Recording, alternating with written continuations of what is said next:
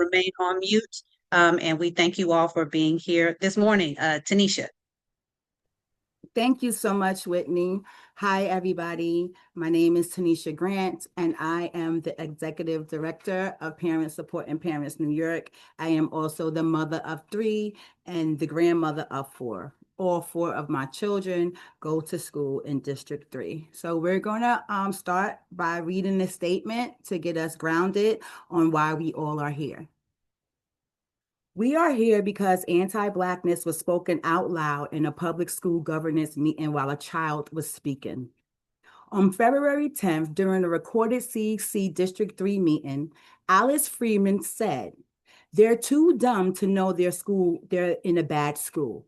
Apparently, Martin Luther King said it, like if you train a Black person well enough, they'll know to use the bat. You don't have to tell them anymore. Those are her words. She put Dr. Martin Luther King Jr.'s name on that during Black History Month. And she got it wrong. The quote she was reaching for is commonly associated with Carter G. Woodson, the father of Black History Month. But let's deal with what was actually said. When you talk about training a Black person to use the bat, you are invoking the history in this country where Black people were treated as less than human. A history where Black people were legally forced to the back of the buses. A history where Black children were told that they were inferior, segregated by law, locked out of opportunity, and expected to accept it. That language echoes slavery. It echoes Jim Crow. It echoes separate but equal. You cannot separate these words from that history. And she said it while a student was speaking. In New York City, one of the most segregated school systems in the country, Black children are suspended at higher rates, disciplined more harshly, and policed inside their own schools. They are underrepresented in gifted and advanced programs and overrepresented in under-resourced schools. Black neighborhoods have watched schools close, watched programs disappear, and watched inequity become normalized. For decades, Black parents in this city have marched, organized, testified, and demanded fair funding, fair admission policies, culturally responsive curriculum, and basic dignity for their children. From integration battles in the 1960s to the ongoing fight over zoning and access to specialized high schools, Black families have had to force this system to recognize our children's worth. And in that context, in that history, anti-Black rhetoric shows up in the governance meeting in 2026. We are not debating intent. We are naming impact.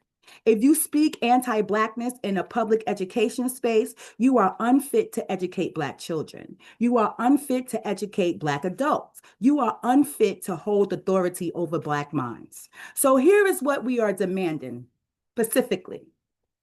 See, CUNY Chancellor, initiate immediate termination processes at Hunter College. Anti-Black rhetoric is disqualifying. DOE Chancellor, enforce the code of conduct and permanently bar her from future CEC meetings. Mayor Mandami, say the word anti-Blackness. Do not hide behind diversity. Do not hide behind bias. Name it. Direct the Department of Education to amend the CEC Code of Conduct to explicitly prohibit anti-Black language and behavior in governance spaces. Write it into the policy. Make removal automatic when anti-Black rhetoric is used. Establish clear enforcement and public reporting so this cannot be quietly buried. If rules had been written in ways that harm Black communities, they can be written to protect Black children. We cannot legislate hate out of someone's heart, but we can legislate standards in public institutions. Governor Hochul, your appointments sit on the CUNY Board of Trustees. Make it clear anti-Blackness will not be shielded. This is a test for our city. Our children are not too dumb. They do not need to be trained, and they will never be sent to the back. Name anti-Blackness. Prohibit it. Enforce it now.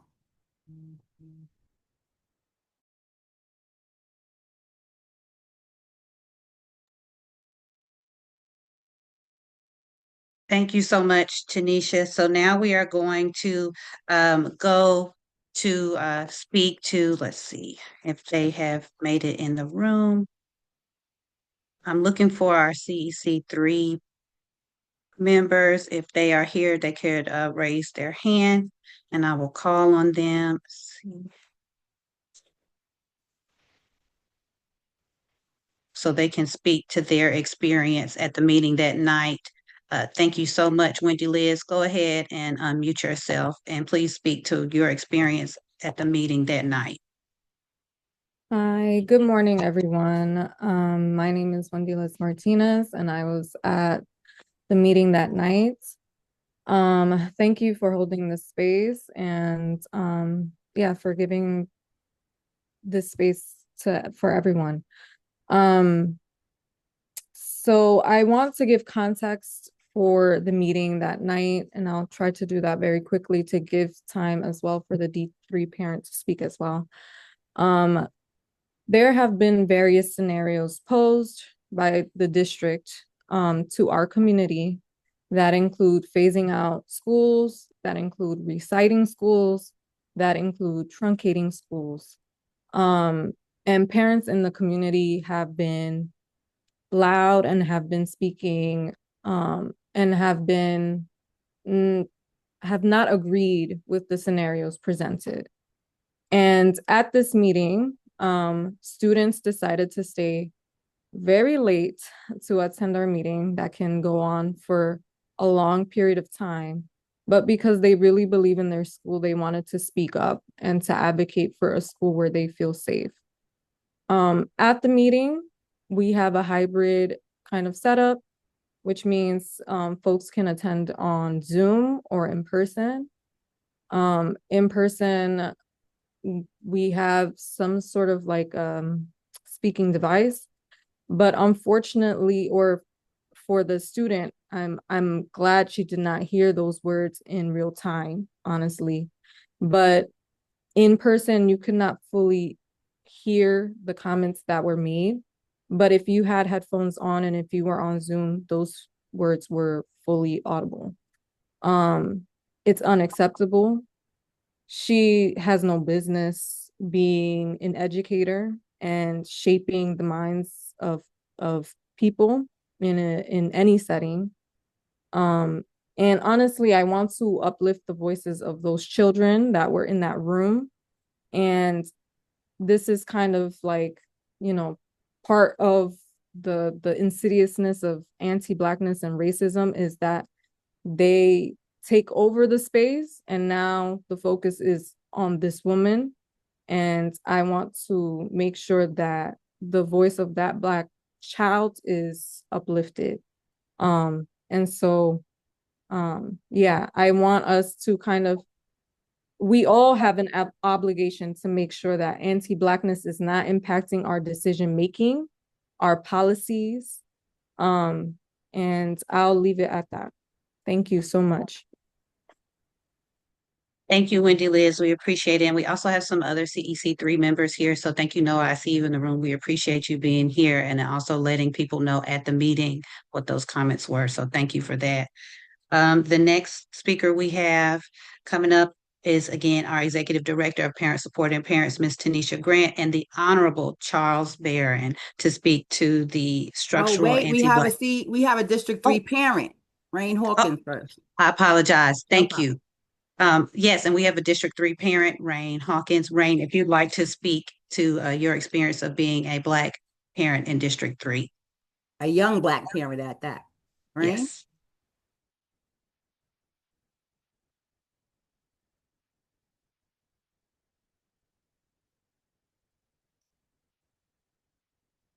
Hi, good morning, you guys. I am Rain Hawkins. I am the youth advocate and secretary for Parents Support and Parents New York, and I also happen to be a District 3 parent with a son that has an IEP. Um, I am deeply disturbed by the comments made by Alyssa Friedman during the CEC3 meeting. The language used about Black students was harmful, irresponsible, and unacceptable, especially in a space that is meant to serve and uplift children. When someone in position connected to education speaks about Black students in a negative or demeaning way, it reinforces harmful stereotypes that already impact our children every single day. Black students, particularly ones with IEPs, already face disproportionate discipline, bias, and lowered expectations. Words like these that were only spoken made it worse. My son is not a problem to be managed. He is not a stereotype. He is not a statistic. He is a child who deserves to learn in an environment where he is valued and supported.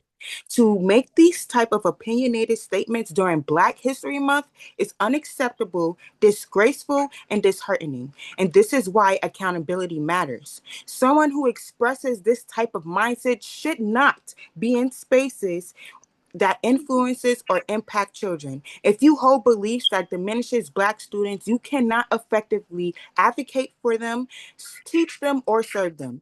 There must be consequences. Silence or dismissal sends the message that this behavior is tolerated. We are not asking for special treatment. We are simply asking for fairness. We are simply asking for respect. We are asking for leadership that reflects the values of equity and inclusion for this district to claim to stand for. Our children are watching, they are listening, and as parents, we are too. I will always advocate for my son, and I will always advocate for Black children. No parent should have to stand at a podium or a press conference and remind New York City or this district to serve Black children with dignity and respect. They deserve better, and so do the parents. Thank you, and I hope you guys hear me. Thank you, Rain, and my apologies. I just got so excited to introduce Tanisha, but yes, it's really great to hear from parents, especially young parents of children with IEPs in the district. So thank you. Okay, so now, Tanisha, as the Honorable Charles Barrett, it is your turn to speak about the history of anti-Blackness in New York City Public Schools. Yes, and we will turn it over to the one and only Honorable Charles Barron to give us a little history on how anti-Blackness shows up in our schools. Well, thank you very much. And I want to commend you and your organization for taking this issue on. This should be simple, but because it's us, it's not. You let them say something against the Jewish community. The governor would have been out by now saying that they should be terminated. The mayor would have been out by now saying they should be terminated. And anti-Semitism is just unacceptable. They would have had that out right away. There wouldn't have been no process. There wouldn't have been no delay. But because it's us, now we got people in power delaying, waiting for some process. But don't worry, this is a blessing in disguise because now that you got front and center, and this is what happens when you're under oppression, that people make mistakes, not mistakes, but act and see who they really are.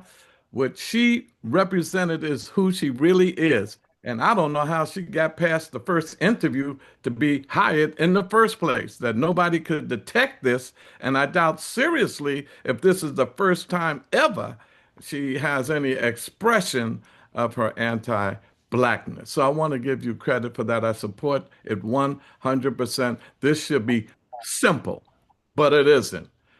Education should be for the liberation of our children. We have over 1 million people in the children and the education system here in New York City, the largest, not in the nation, in the world. We have a $40 billion budget, a $40 billion budget. No district in the Black community and the Latino community should be wanting for any resources. We fought hard historically for the campaign for fiscal equity. Y'all remember that battle? That the courts said that the whole New York City system was racist and owed us $6 billion. And we had to fight in the state to get Cuomo to pay that. He didn't want to do it. Even when you have black leaders, black faces in high places, head of the head of the assembly, a black man, a head of the Senate, a black woman, we still had to fight tooth and nail to get them to pay the Campaign for Fiscal Equity $6 billion. And we fought for years. I don't know if they even paid it all yet. But black faces and high places doesn't mean black power, and it doesn't necessarily mean black success. Watch out for the neo-colonial black puppets of the Democratic Party who go along to get along. Their personal ambition is greater than the liberation of our children and our communities. So historically, I remember in the 1980s, Dr. John Henry Clark and myself and Reverend Herbert Daughtry and Baba Jitu Wayusi, we had to go to Albany because they took Africa and Asia out of the curriculum from K to 6, took it out. We had to fight to get it put back in. Now we're still fighting for a culturally relevant curriculum. We're still fighting to say that you cannot use public money, our money, for charter schools. You got to stop co-development of schools. I mean, you have a school that's prepared or organized for it to have one office for the principal and administrators, and now you're going to put 4 schools in there when you already have overcrowded classrooms? If charter schools who are backed by hedge funds, if they're so great and all of that, then get your private hedge fund money and start your own schools and stop taking money from public education. So we have a history of fighting racism, but it's more systemic than just an individual making remarks. We got to look at the curriculum and why is it in our schools that we don't have the recreation, we don't have the cultural arts, and many of our schools don't have the libraries that they should have and don't have music programs. You know, culture is a weapon. It's a weapon for liberation. And children learn more when they're culturally inspired and recreationally inspired. It stimulates intellectual advancement and activity. So I hope you use this moment you have to put the spotlight on the $40 billion budget, put a spotlight, and don't be fooled by a black chancellor, because you can put a black face in a high place. It's about policies, not personality. It's about direction, not complexion. Anybody can have the complexion, but if you don't have the right direction for education, and there's no reason why the children of ours, every single one of our children are educable. And the question is, why aren't they being educated? And don't just look at test scores, because that's another ripoff. Test scores. They are funding these agencies, these companies to provide tests that do not measure the aptitude, altitude of your children. It's not about test scores. And look at preparedness. When they try to increase the graduation rate and they try to increase test scores, that's political. Are your children, after 12 years in this system, prepared to go to college? Or are they prepared for a career? Look for preparedness. That number is low, even when the test scores go up, even when graduation goes up, because sometimes the education they're receiving is not worth the paper the diploma is given to them. So we got to fight for the liberation of our children. There's nothing more impressionable than what you say to the fertile minds of children. They're open. They're like sponges. They want to take it in. So we got to use this moment. Yes, get rid of her. She got to go. But go beyond that, as you have. Go beyond that and say, who's teaching our children and what are they teaching them? And looking at more advanced technology in our schools. We were blessed when we were in to have 3 new $88 million schools built in East New York. Do you know I was on a committee where they built new schools? And I sat there for the first 2 meetings. Not a single school was being built in Black and brown communities. New schools were being built in white communities. I had to fight and say, no, we ain't going to have another damn second of a meeting without y'all building some schools. That's how I got 3 new 90, 88, $90 million schools built in East New York. They had our children in trailers, a dozen trailers in the richest city in the world. Mayor Mamdani, put your money where your mouth is. You were talking about tax the rich. You know you can't tax the rich. That's on Hochul, and she ain't doing that. So use that $127 billion budget you're talking about. $127 billion. Come on, man.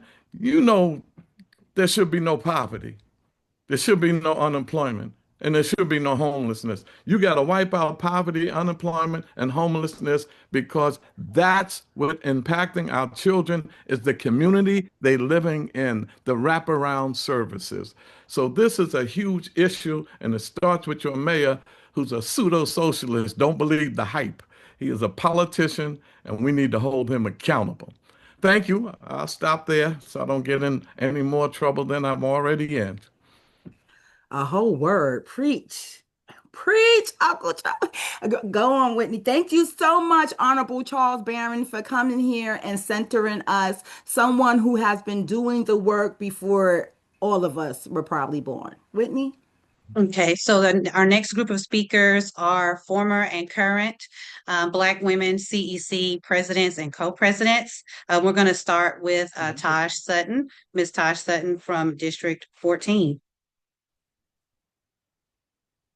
Hey family, my audio okay? Yes. Okay. The first thing I want to do is acknowledge Tanisha Grant and Parent Supporting Parents New York. I think it's very telling that a parent from outside of this decrepit supposed parent leader system had to organize today's press conference, right?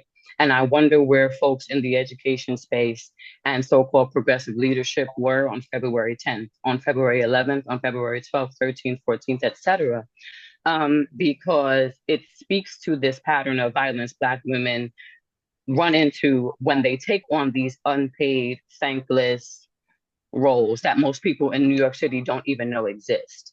I was a CEC member for 3 terms, would have gotten a 4th were it not for anti-Blackness, right? We were a council that championed everyone on the basis of human rights.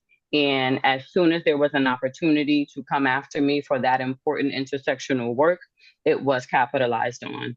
We exist in a system that allows parents to be doxxed, that allows parents to receive, and let me be very specific, Black women parents, Black women and Black mothers who spend their time and energy fighting for all of the changes and learning all the expertise that individuals like the Honorable Charles Barron have been telling us for decades. We take the time, we go to the meetings, we accept the non-pay, we get in cabs on cold days, we lose time with our families and doing homework with our children so that we can take care of everybody's children. And when it's time to show up for Black students and mothers and families and schools, it's always crickets. I have been a PEP, I've been an equity council member, a parent association member, a student leadership team member, a CEC member. I helped elect some, there were no parents on the PEP, y'all. We made that happen. You never had an opportunity to interview your school district superintendent until parents said, hey, we need to have a voice. We are only having a conversation about culturally responsive education because mothers like Tanisha Grant and myself and Erica Kendall years ago championed that. And when we won the money for Mosaic, it became something else, right? So there's this consistent pattern of the work we do very specifically being watered down and streamlined in such a way that the Blackness is removed, right? I know the buzzword is diversity, equity, inclusion, but not saying Black is the problem. When it's Black History Month, when it's Black Lives Mattering, say it. When we talk about immigration, we're specific because there's a specific group of people being targeted. When we talk about anti-Asian hate and anti-Semitism, we're specific because it matters. But no one can say Black. What are we doing? And because anti-Blackness is so violent, so virulent, so normalized, people feel uncomfortable making those distinctions. As a school board member, before everybody cared about anti-Semitism, CEC 14 was on the front lines, not because we wanted political clout, but because it was the right thing to do. And when the tables turned and anti-Blackness was rampant, silence from your progressive faves, from everybody. It was a Black chancellor and a Black mayor that wound up getting me removed from my post. With the support of all the Black and Puerto Rican people that they position in the Department of Education so that you feel like they're your friends. FACE is not going to help you because FACE is the parent police, okay? They have no desire to see us wield our power as students, parents, and community members to transform this system. And anyone in a position of power, no matter if you have their number in your phone and no matter how much you like them, guys, they work for us. Make school leaders and politicians afraid again, okay? It's not about the relationship you have with any stakeholder or funder. It's about our kids. And when we make sure people understand that they work for, there's no $250,000 salary if all of our kids get homeschooled.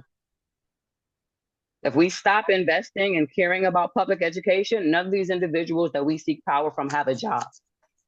While many of us in the CEC leader space are mothers, often single mothers, often making poverty wages. Hello?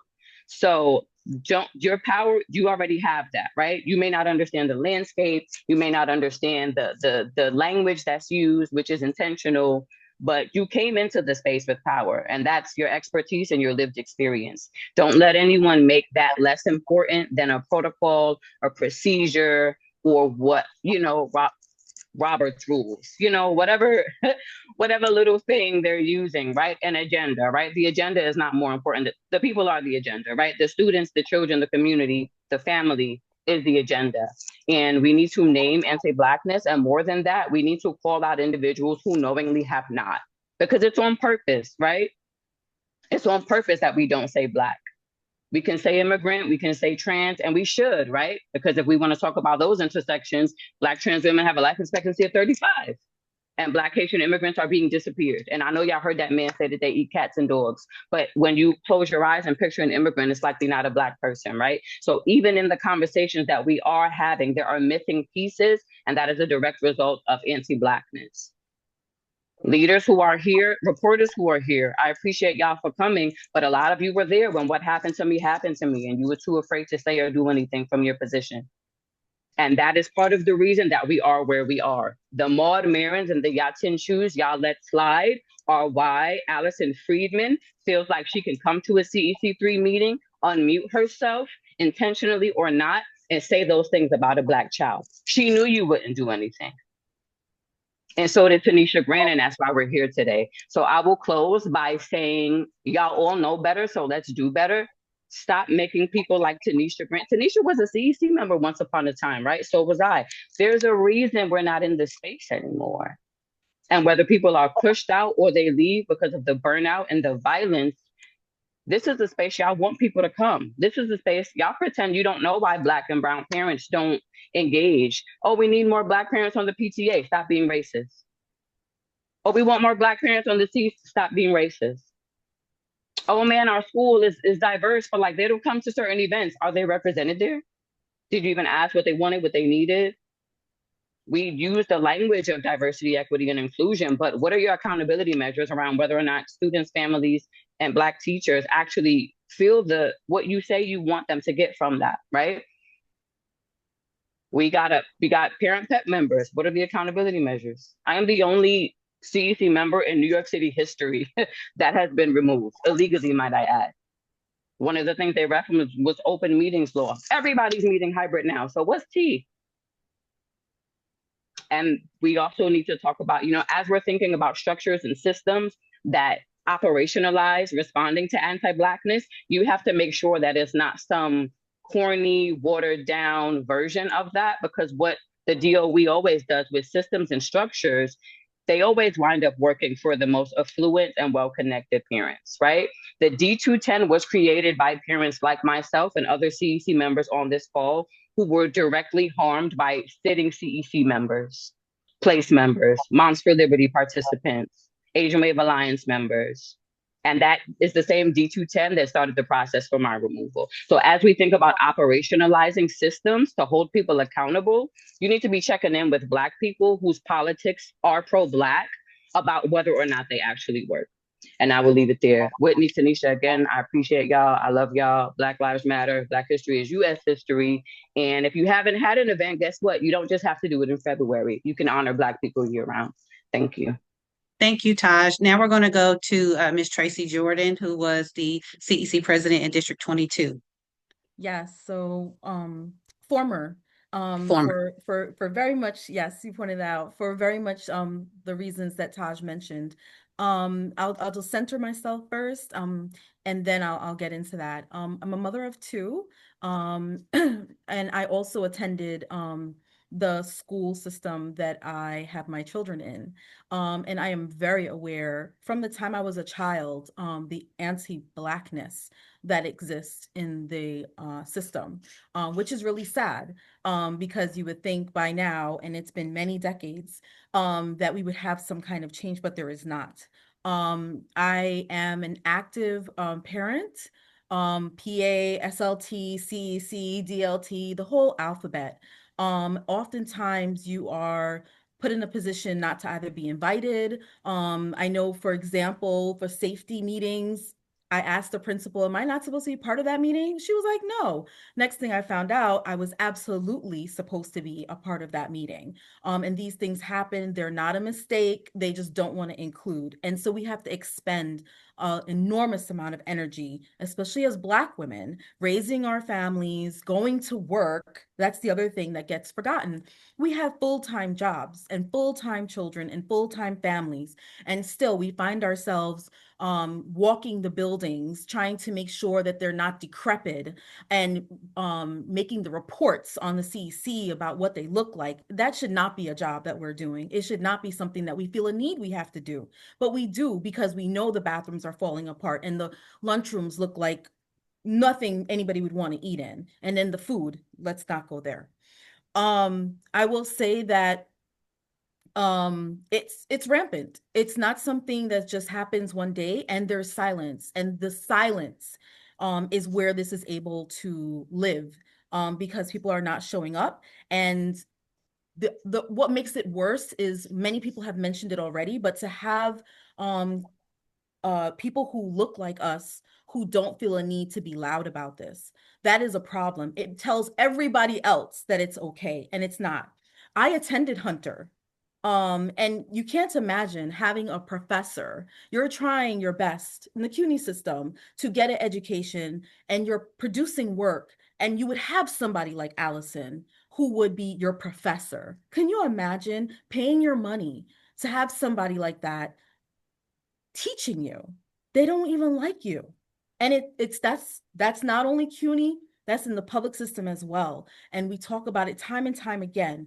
There are people in our system that just cannot relate, are not interested. You are a number or a letter, and they keep you moving.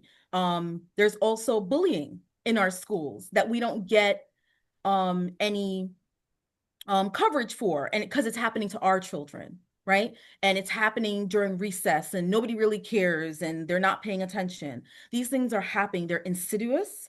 They're throughout the system. When it comes to, as mentioned before, hiring, it's a problem.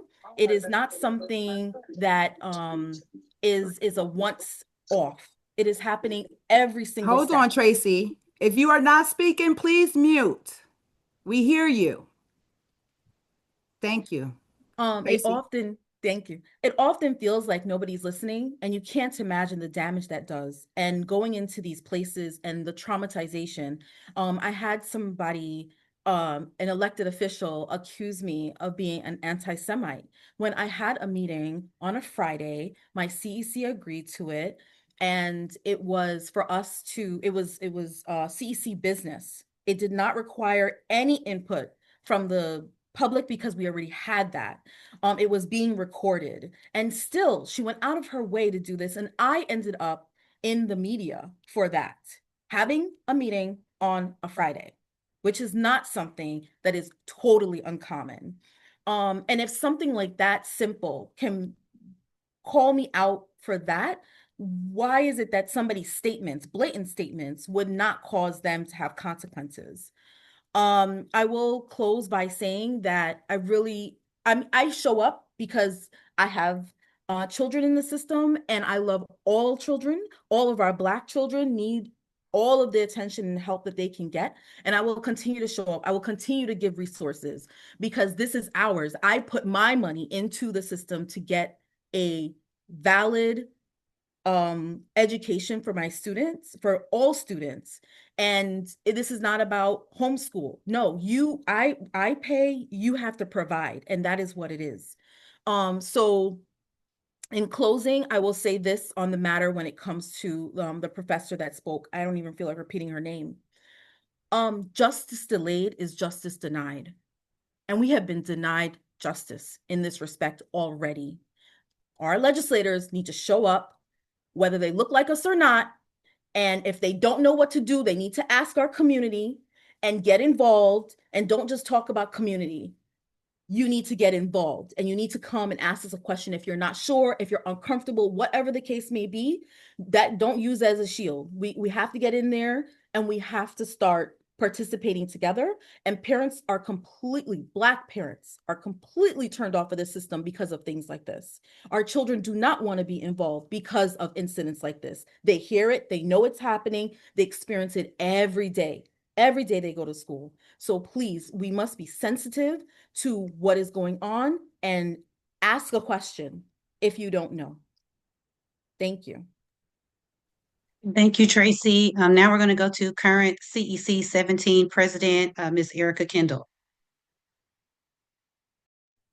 Good morning, everyone. I think that first of all, thank you, Tanisha. Thank you for caring so much about our children. Thank you, Whitney. Thank you, Taj, for continuing to show up in these spaces despite what has happened to you. And really just thank you for everyone who continues to care so deeply about our children. My name is Erica Kendall. I am the president of CEC 17 in Central Brooklyn. And in my decade plus of serving on my council, this is my 7th year of being president of CEC 17. Over the most recent years, I feel like I've seen the worst of what this city can dish out as parents continue to push forward towards a more equitable system for our students. And both from the outside and the inside, I've watched people employ every archaic, toxic, stereotypical red herring they can to try to slow us down and to try to justify why it is okay to underserve a Black child. But also why it is okay to ignore and dismiss the concerns of a Black parent. And so when a woman in a posh neighborhood misquotes an iconic Black thinker in an attempt to dismiss the needs of a Black community, I understand why people shrug, because they've been shrugging when we elevate these concerns. So when women like Whitney, like Tracy, and like Taj speak up and elevate the community's needs, the attacks become more aggressive. They receive a louder bullhorn. They become more violent. They become more aggressive, and we just have to deal with it. We're just expected to take it. You know, I think about what Tracy just said about, having someone like this essentially be your educational steward as a young adult, going to college and having to be subjected to somebody who would have the capacity to say something like this in a public meeting. I experienced that. I experienced that because I wanted to be a music teacher, and I eventually just left the field and I transferred to an HBCU because I wasn't going to be, I had the capacity to do that. And that was the choice I had to make. And so the impact that this has on our future Black leaders, our future thinkers, the people who will ultimately grow up to serve our community, because that is what we do when we become professionals. We tend to go back to we go get it, we bring it back, right? That's what we do. And so this kind of thinking and a system that is full of this kind of thinking impacts the kind of people that our children have the capacity to be. And so there's the short term and the long term impact, and why it's so critical for us to root this out where it is now, because our children in this system today are impacted by this. My ask, as always, is that we, continue to push this system and push the legislature to make sure that this system continues to treat us as the leaders, partners, and for those of us who are CEC members, the elected officials that we are. And that requires protection. It requires investment. It requires a change in the policy, and it requires empathy. We have to make sure that we look at this system and make sure that when it thinks about serving a Black child in a Black community, whether it's being gentrified or not, that we make sure that we think about their future, because this is exactly what this system has the ability to change for the better. These are, and I hate to use the language of like policy and government. Like, I hate to do this, but it's like they talk about our children and our communities like we are not also tax-paying citizens. Like, we don't also pay our money into this system, and then they just find ways to put all of our money into some other community. No, we are a part of this city, regardless of, whether or not we are citizens or whether or not we are employed. We are a part of this city. We contribute, and we deserve to have our needs met. And my ask, as always, is for the system to continue to root out the ways in which this city has failed in that endeavor, and make sure that they meet our needs just as aggressively as they push to meet everyone else's. That's all. Thank you. Thank you, Erica. Now, I'm really only briefly going to speak because I'm helping moderate this, but I currently serve as the CEC co-president in District 30. I know that the conversation right now is a discussion on the extremely virulent anti-Blackness that was displayed at the CEC 3 meeting. However, we are speaking to this because it is this was literally just a symptom of what is going on in these spaces when you are a parent in New York City Public Schools, when you're a parent leader on CECs. And I'm saying that because essentially it's being normalized in these spaces. And I'm going to share a story. Taj talked about what happened to her in her district. In the midst of that, while all of that was going on, the attacks in the press, her being mailed feces. They got feces in the mail. We had some members on my CEC, this was during the last term, during the time that were members of the harmful group that Taj talked about, Place NYC. Place NYC still gets stories in the media. They still get to do op-eds. They're still being put on working groups in New York City Public Schools to slow down the progress that we are making, to put out minority reports against the class size working group. They are still being legitimized in these spaces while actively causing harm. And I say that to say a former co-secretary of Place wanted to attack Taj in my meeting, and we were not talking about that. And to do it, he was saying some virulent things. And I, as the president at the time, chaired the meeting, had to redirect the conversation. And while I attempted to do that, this man was so enraged that me, a Black woman, was asking him to stop talking in that way. He lunged at me. He lunged at me in the meeting. And that aggression towards Black people and Black women is so normalized. Everyone in the room, no one said anything. They didn't say a word. Do you know who said something about him jumping up and lunging at me? One of my members, who happens to be a Jewish woman who was at home. She saw virtually what happened to me and could tell how hurt I was. I'm getting angry about it again. And no one in the room said anything because the aggression toward Black women in leadership and the aggression in these spaces is so normalized. I even had somebody come to me afterward and say, well, sometimes when people get emotional, they stand up. That's not normal to jump up and act like you're going to lunge at me. And the only reason he sat down so quickly is because the meeting was recorded. And what I was asked to do was to go to mediation with him and another white man on my council who was empowered by people in place to attack me because I'm speaking up for marginalized communities. These two men, one jumped up at me and another one harassed me for months, so much so other members on my council filed a D210 complaint on him and nothing happened. So this is normalized, and it's hard to come back and be in these spaces again and deal with this harm and speak up for your community and then being told to wait, or it's not that bad, or it seems like a personality conflict. I know what anti-Black racism is when I feel it, when I experience it, when I see it. And to have that dismissed, I'm still here, they're not going to run me off. But I say that to also say it's systemic. And in my community, we are now going to revisit a zoning conversation for new schools being built in our district. However, when we have these zoning conversations, school closure, school merger conversations, if you are a Black parent leader in this space, you are made to sit through indignity after indignity when people use anti-Black stereotypes to attack our community and say we don't care about education. And like the Honorable Charles Barron said, use these test scores to say why they don't need to educate our kids. It's very harmful. So we advocated to have more resources for these types of conversations, intentionally engage our community, especially those parents who live in NYCHA.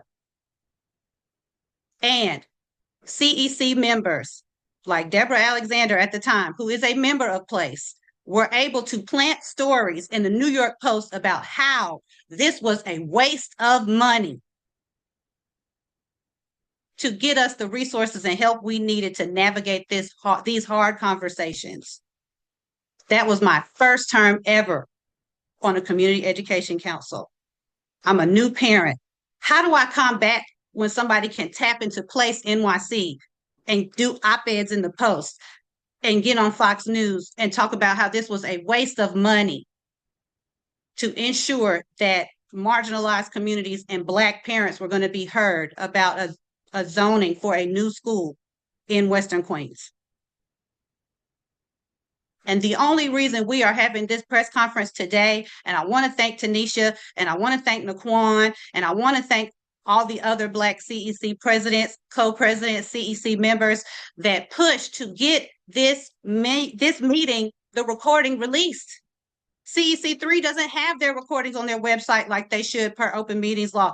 Wendy, Liz, Noah, Felicia, thank you for pushing to get this out. These are the members who are on CEC 3, Sequoia, to get this out. And it's a shame because if we hadn't pushed to get this recording out, I doubt that it would have been out and we would be talking about this today. And I'm glad that people are finally paying attention because, again, the only people that talked about what happened to me in that meeting and the months and months of harassment that I had to deal with from members on my CEC and people from Place NYC attacking other Black parent leaders, we are all we got.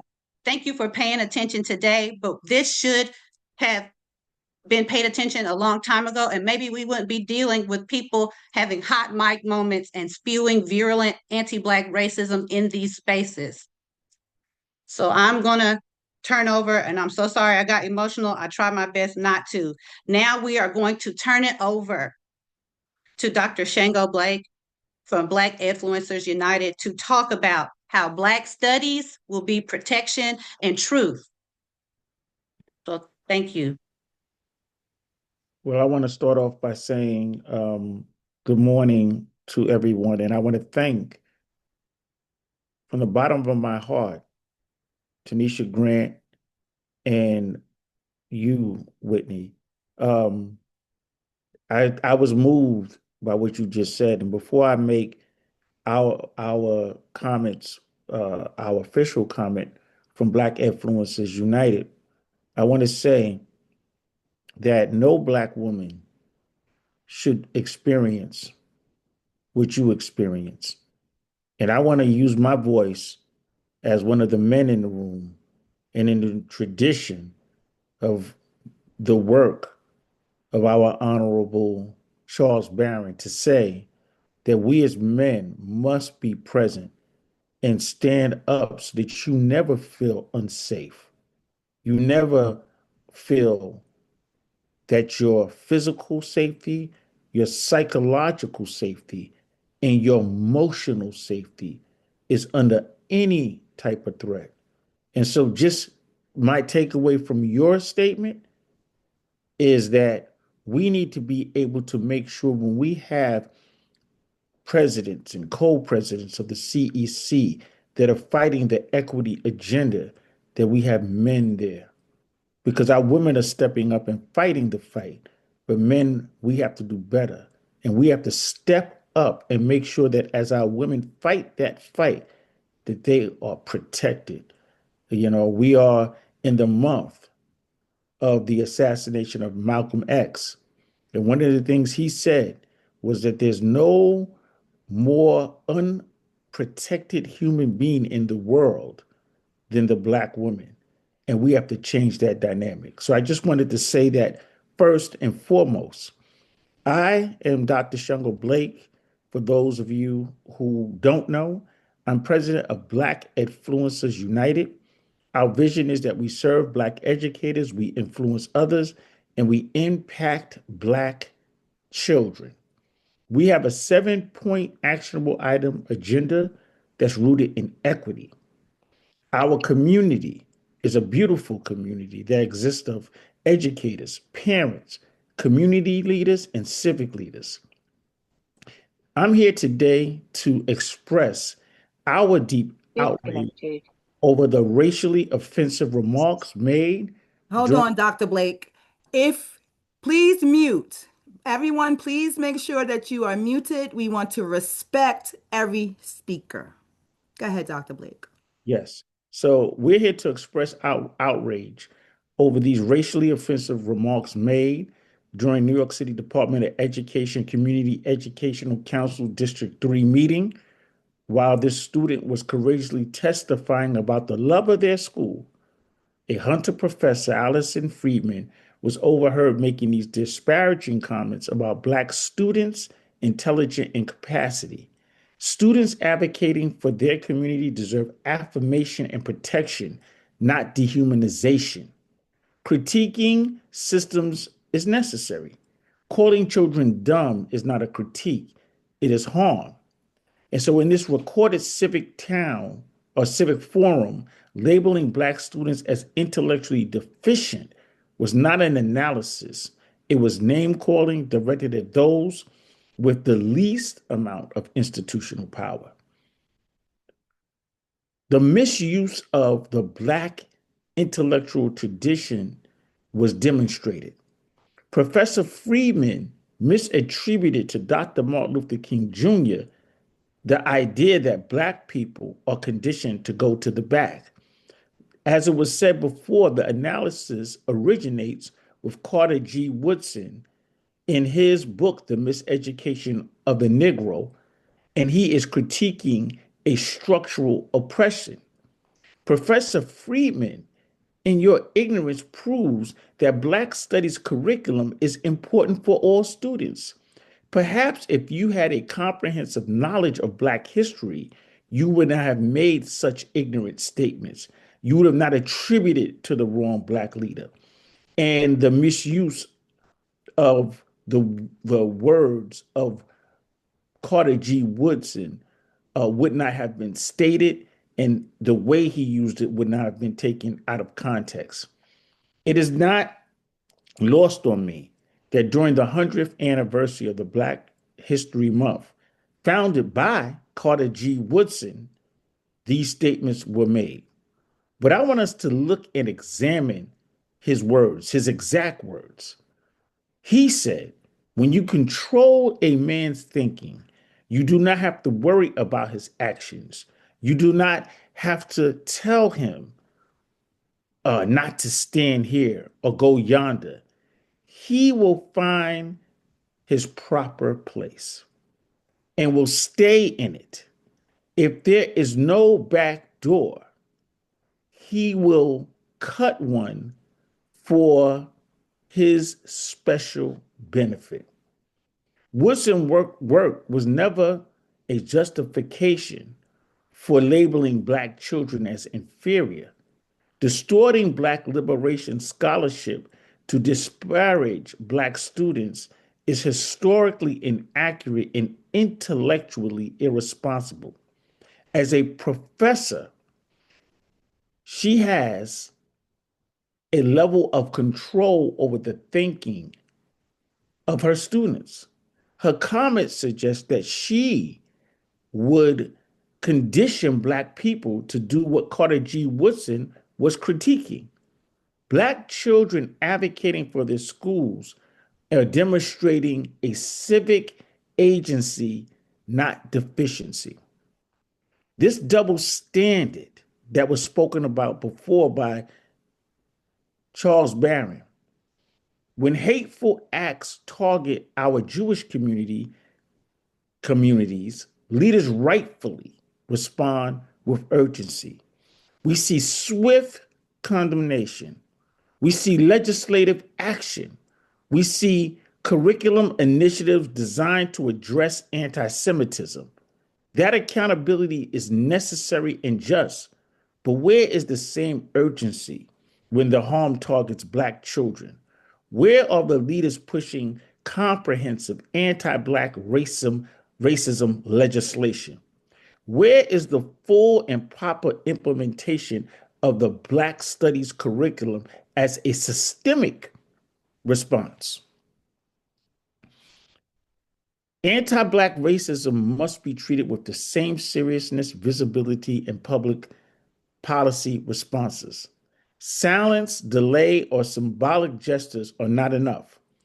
All elected officials must stop and stand with us. We call on all of them to publicly demand accountability, including her termination or resignation from Hunter College. Apology is not atonement. She had made an apology and she has offered an apology for her words, but apology was also a justification of her mindset that she was teaching a form of Black history, which we know is insincere. But apology alone is not accountability. Atonement requires corrective action.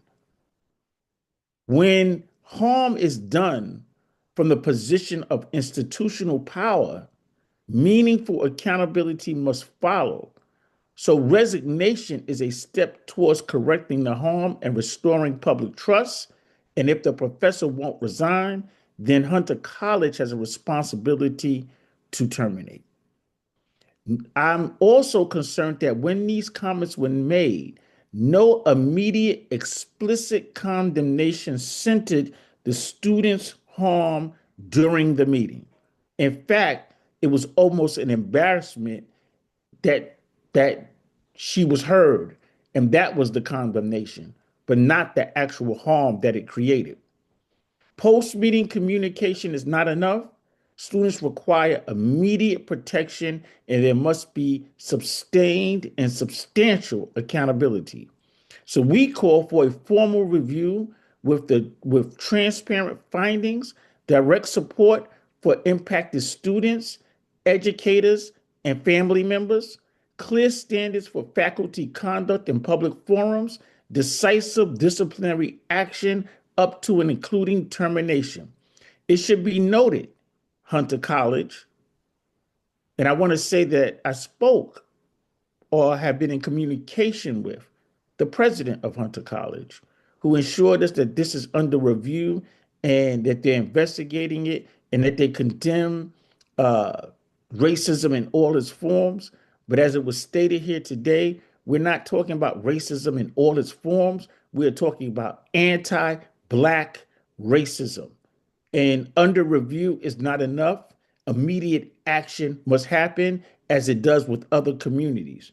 But I want Hunter College to know that Dr. Henry Clark was a professor at Hunter College teaching Black and Puerto Rican Studies from 1969 to 1986. And so to have this woman in the space of the great Dr. Henry Clark and allow her to get away with such racist tropes is an affront to the ideals and the values that you say your institution upholds. Eradicating racism from educational institutions like Hunter requires immediate and meaningful action. Student dignity must outweigh adult status every time. Thank you. Thank you, Dr. Blake, for those powerful words. We're now going to go for our call to actions we're going to hear from Naquan McLean, who is the current president of CEC 16, and then also Tanisha to bring forward those concerns. Thank y'all. Naquan? Thank you. Yes, thank you so much. So we heard a lot today. When we heard about this 2 weeks ago, it was very disturbing. So we want to assure first, you heard Whitney talk about consolidations, mergers. That chancellor regulation is A190. We're calling on the Department of Education to rethink A190. And as they're rethinking A190, no closure, mergers, or consolidations should be made without the approval of the CEC. The same way that we zone and you cannot move forward without it, that is the same way that we're calling on the Department of Education and also the New York State Legislature to empower CECs to close, merge, and consolidate schools before the PEP final vote. You also heard Taj talk about D210, which has been scrapped. The hard work that parent leaders of color, Black women, for a couple of years ago have been watered down as of this December. We're calling on the Department of Education to take D210 back and figure out how could we strengthen D210 and work with our state legislators to put something in place that will protect our parent volunteers, but not also our parent volunteers, our elected parent leaders. You heard Dr. Shango Blake talk about the curriculum. We are calling on the state legislators, and we do see some state legislators on this call, and we appreciate you being here. The same way that we uplift and that we made AAIP a state requirement, we're calling on the Black curriculum, studies curriculum, to be a state requirement. We want it to be a state law so that it's not determined by the school system or the district who could do it or who should do it, or is it enough of money to do it. It's there, it's ready, and it's able to do what we need it to do. And we're calling not only on New York City Public Schools to mandate it, but we're calling on the state to make it a state requirement. I'm going to stop there. Tanisha? We're calling on all of our elected officials. We're calling on the mayor. We're calling on the chancellor. We're calling on all leaders in New York City and New York City State to address anti-Blackness as soon as it happens. This is 2 weeks out, y'all. And I want to also say that had it not been for our parent member Whitney, Naquan, PSP, and Y, this would not be going viral on white people's posts. This would not have been picked up by all of these news people now. It's so funny that they don't want to talk to us, but we are the people, we are the parents, and we are the community that this is happening to, and we are the people who organize when these things happen, and it is also very anti-Black to not see us. And to act like this would not have went under the radar had it not been for our labor of love and our efforts to uplift this problem that has been a problem in our public schools for decades. Anti-Blackness has never went anywhere. We are still fighting to be seen as human. Our children are still fighting to be seen as human, and we will not allow or tolerate anti-Blackness in our school communities. We will not fight for others, which we will do, at the expense of ourselves, because the narrative is Black people are used to it. So yes, let's call them for our fight, but not stand with them for theirs. And with that, I want to invite, I hope that our Chair of Higher Education, Rita Joseph, is in the building, because we want her first and foremost to say a few words, because she was the only elected official that when we hit her up, put out a statement immediately. Thank you so much for your leadership. Chair Rita Joseph, if you are here, please come off of mute. And after Chair Rita Joseph, then we want Assemblywoman Chantel Jackson, who was the second person to lift it up on social media. Rita?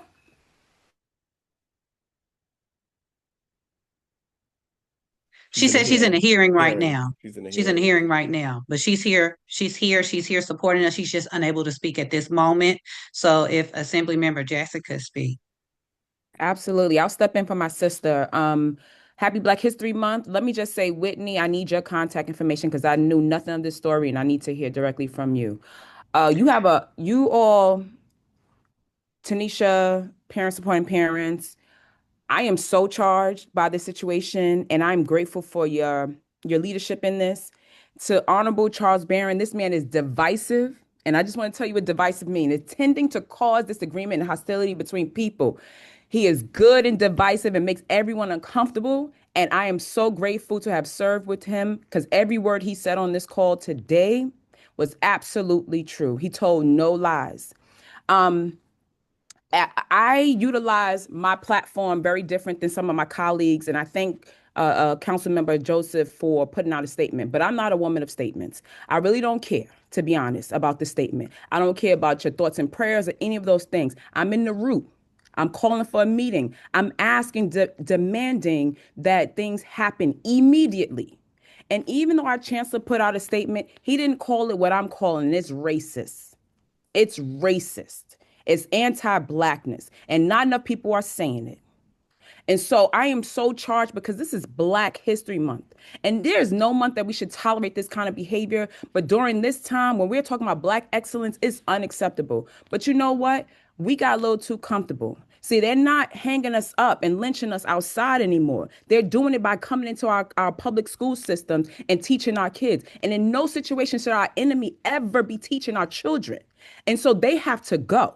We have to root them out. And I love when they start exposing themselves. I love it because now we get to say, yeah, get her up out of here.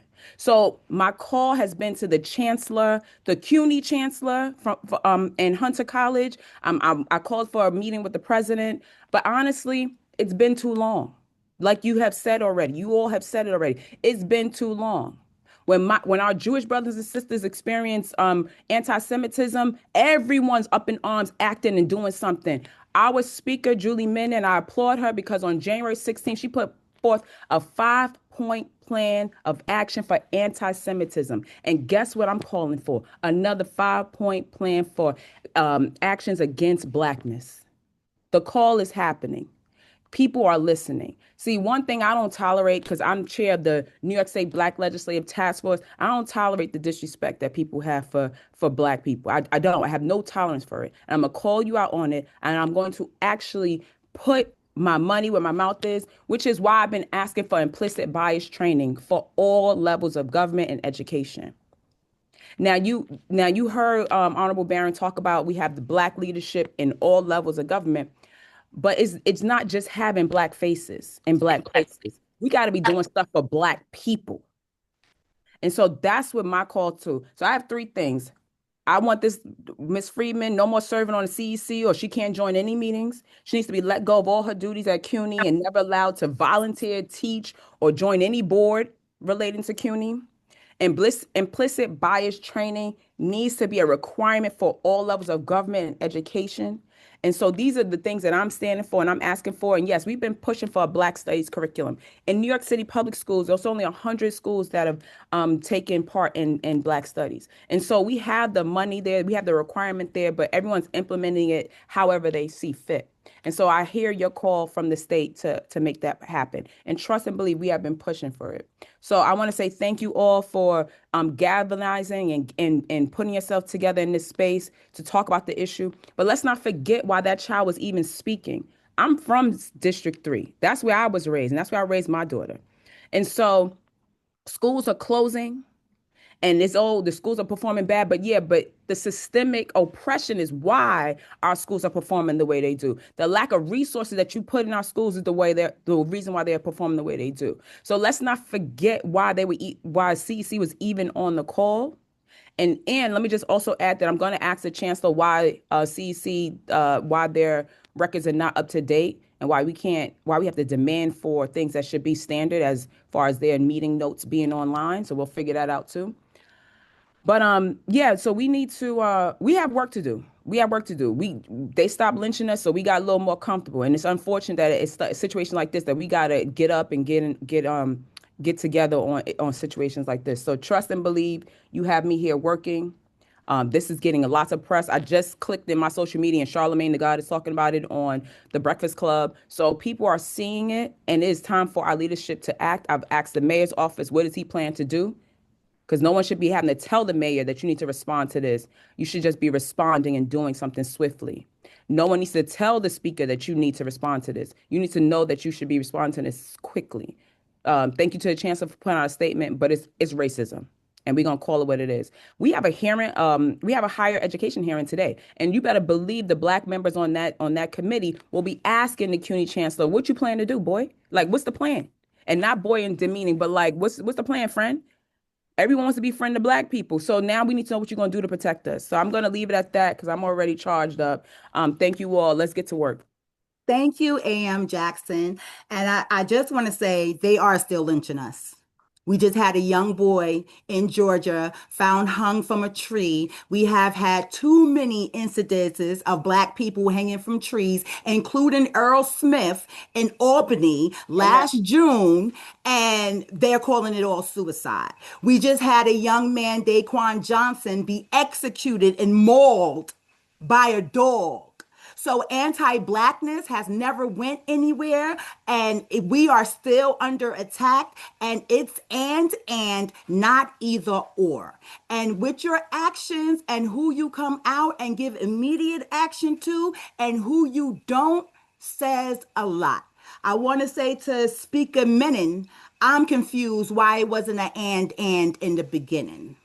You can't talk about anti-Semitism without talking about anti-Blackness. You can't talk about anti-Blackness without talking about what's going on with our people in immigration. You can't talk about immigration without talking about half of those people are 50% Black. You can't talk about defunding ICE without talking about defunding police.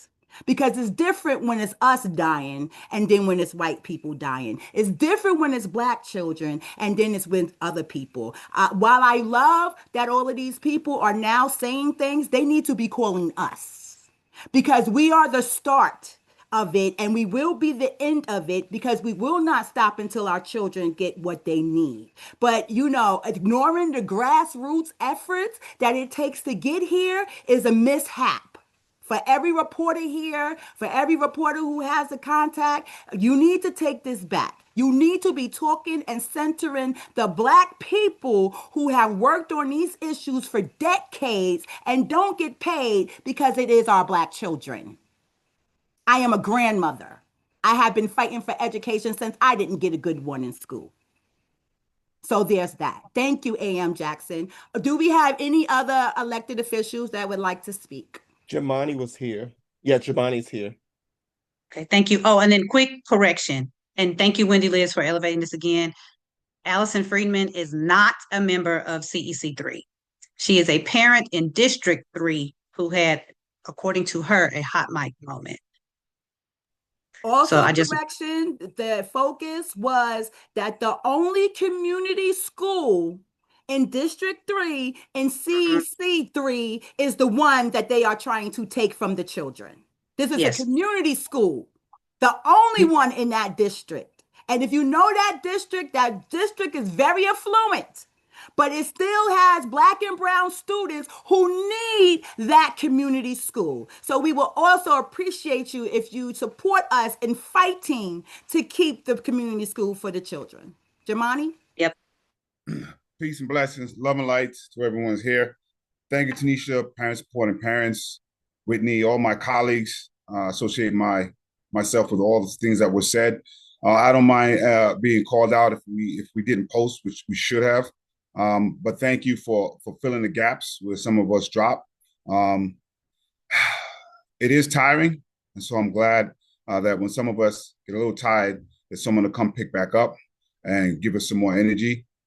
You know, I want to make sure this professor is held accountable, but I want to go deeper because it's deeper for me that if the claim is she thought she was muted, that is even, you know, I want to focus on that because if that professor, if a student of that professor had talked about anti-Blackness that occurred in her class, that student would have probably been ignored. And that student would have been brushed aside and be said they're doing too much or their outrage is not placed. It's a lot. And it is right to talk about anti-bias when we're talking about anti-bias, but I always want to make sure we're talking about anti-Blackness separately from that. It is a separate thing. And it is important to talk about it as a separate thing because it is rooted in almost everything from the inception of this country. And part of the dubiousness of it, part of the, you know, the disgustingness aspect of it is that when you respond to it, you were told you were doing too much. You were told you're acting out of place. That is all part of the anti-Blackness. And I will be honest when I say this, all of the other spaces where there is bias, there is also anti-Blackness. And so I am always joining to talk about the biasness in other communities because they exist, whether it is women, whether it is the LGBT community, whether it is our Asian brothers and sisters, our Jewish and Muslim brothers and sisters. But there has to be honesty, there is anti-Blackness in those communities. And that is part of the problem. And that is why people are frustrated when they're asked to speak out about other biases, which I will continue to do, but then the anti-Blackness is ignored. And in all of these spaces, Black folks have to learn, quote unquote, how to just deal with it. And so I support all of the asks that were in the letter, but we have to really show how insidious this is because this woman believed that.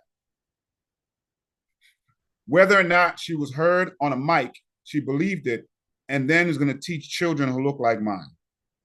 And so when we talk about what's happening in the educational system with our children not being educated, when we talk about Black women dying during childbirth, when we talk about Black people dying unarmed by law enforcement, we know that there are people who believe this, who are teachers, who are doctors, and who are law enforcement. And so there is connectivity between anti-Blackness and the people who are providing services to our communities and the problems that exist in our communities. And when we bring that up, we are told we're doing too much. And when we bring it up, it sometimes wants to be lumped in with everything else. Oh, we'll talk about anti-bias, we'll talk about this.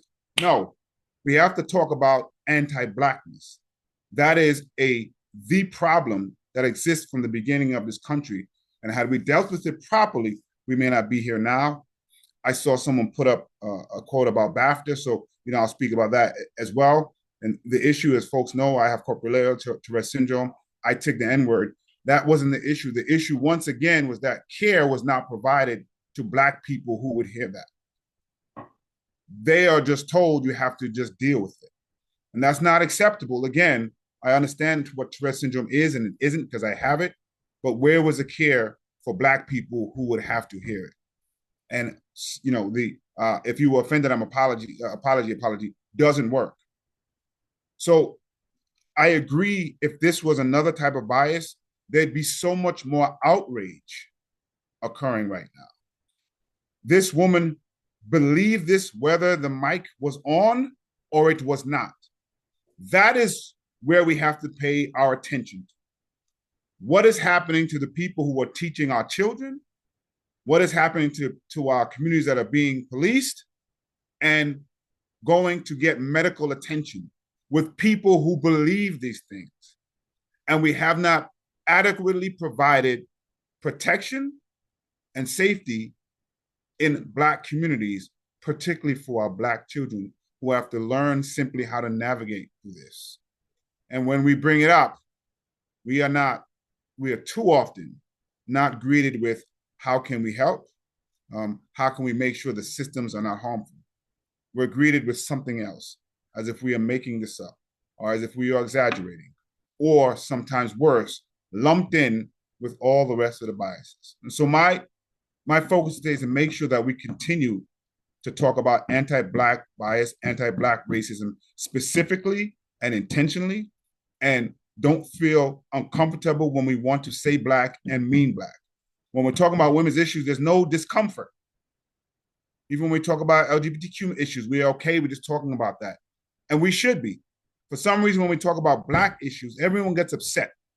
Everyone says we're too angry. Everyone gets really uncomfortable. We're talking about anti-Blackness, and we need to figure out how we're going to address the anti-Blackness so that my children don't have to simply learn how to navigate this, because I'm going to teach them how to do that, but they shouldn't have to. And so I wanted to join here today just to be in community with you. I'm sorry for wherever I dropped the ball. I'm going to try to pick it back up. I want to join with you and reach out to the administration and to the Department of Education to make sure we're really figuring out not just how to hold this one person accountable and pretend that we've done the job, but to really figure out the systemic and systematic issues that are the biggest problem with people who believed how she believed and say what she says when the mic is off, because it has a tremendous impact when they're in the classroom, when they're on the streets with law enforcement, or when they're providing medical attention to people who look like me, when our doctors literally believe that our skin is thicker than other folks. So there's a lot of connectivity here that has to be brought up and discussed. We're not exaggerating. We're not too angry. Quite frankly, we're not angry enough. Thank you so much. Appreciate you. Peace. Thank you. That is our amazing public advocate. Do we have any other elected officials in the room that would like to say something? We'll give you I don't see any right now, but I do want to acknowledge that, the borough president Manhattan Borough President was in the space. He did thank us for being here. I think he had a meeting. I did see briefly Education Chair Dinowitz in the room. I don't think he is still in the room. I'm hopeful that we'll hear from someone on his team soon. Also want to acknowledge that Council Member Gail Brewer, who does represent the geographic area in District 3. I mean, Wendy Liz, you can correct me, but she did say she was going to be at that CEC meeting that occurred on February 10th, and we have not seen any comment from her yet. Thank you, Whitney. So now we will take questions from any reporters.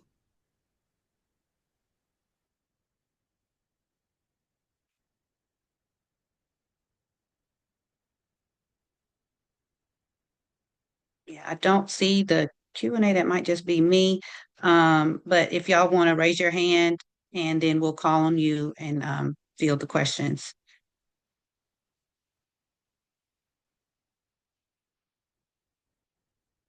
The lady from News is trying to get in. Okay. Is she in the waiting room? Okay, Jesse Taylor, please just let us know what outlet you're from.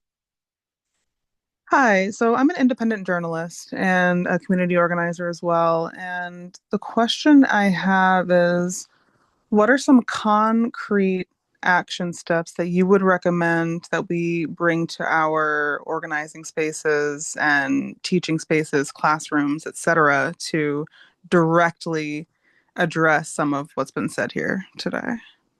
Okay, well, I'm going to turn that over to Naquan, but I know one of the things that we are asking for is more support when it comes to navigating these spaces and having people who are trained to do upstander training and intervene when these types of things happen. Because as you can see, we did have the only response was an acknowledgement and to let them know this and identify the speaker.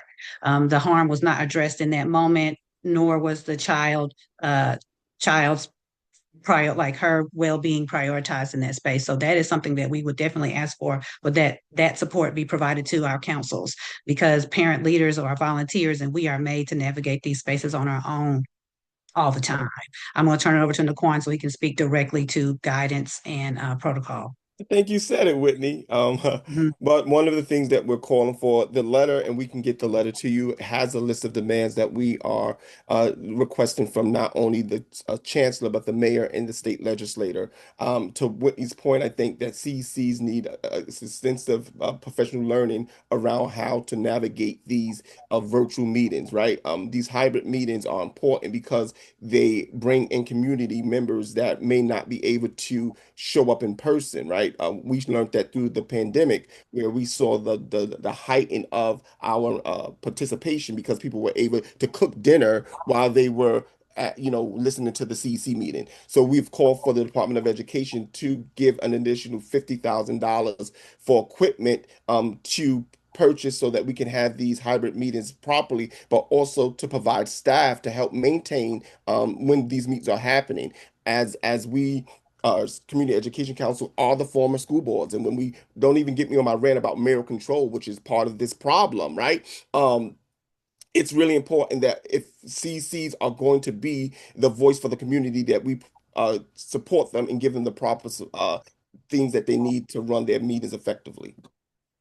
I will also say that parents like me, Naquan, Whitney, Rashida, too many parents on here to name, fought for something called culturally responsive, sustaining education. That is the state policy. So if it is not culturally responsive, then it is inadequate. This policy went into effect in 2020. Why are we still having these problems? If that mandate was followed, we would not be here. I see our chair, Eric Denowitz, here, so we're going to let him speak, and then we'll go to Amsterdam News. Tanisha, thank you so much, and thanks for organizing this and for all the work you do. For those of you that don't know me, I'm Councilmember Eric Denowitz, former public school special education teacher, and now council member and chair of the Committee on Education. The remarks that were made were abhorrent and anti-Black, and there's no question about it. But to me, the issue isn't just that someone said something or that there was a hot mic moment. The fact that those thoughts even go through anyone's head at all in the first place, I think is a real issue that we have to address in our schools and in our CECs and in our public spaces. And I do want to thank everyone on this call for elevating this issue, because it didn't pick up a lot of press at all until recently. And that was because of all of you. And it wasn't until someone texted me that this happened in a small online publication from the board side that it was brought to anyone's attention. So it is, to me, not just about an individual comment someone said who happened to be on a hot mic. It is the fact that those thoughts went through her head and people's head, and this is the type of rot that exists in spaces where they should never exist, but particularly in spaces revolving around education like our CECs. And if they exist there, of course, and you've seen it, and I've seen it as a public school teacher, they exist in our school system, K-12, CUNY, and we have to address it. And I was listening just to the previous remarks. I know some of your action items are bolstering the CECs, providing more training and more funding. And I do want to share with you that we recently had a committee hearing, and it was about mayoral control. And I want to thank Tanisha again and a lot of advocates I see in this call for meeting with me before that hearing, who outlined a number of issues. And one of the issues was the support that CECs are getting. And it is clear they're not getting enough support. And during the hearing, the chancellor did commit on the record to bolstering and increasing support for our CECs. And that includes, as we discussed in the meeting, things like the budget, things like training, and real support. Because that's what we need. We need to be there for each other in moments like this. But importantly, we need to be there in moments for each other to prevent moments like this from ever happening. And that's why I'm here and I stand in solidarity with all of you.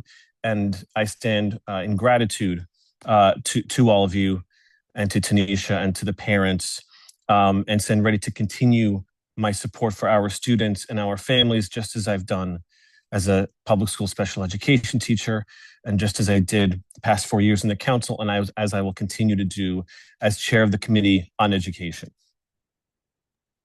Thank you, Chair Denowitz. We look forward to addressing these issues in collaboration with you as Chair of Education.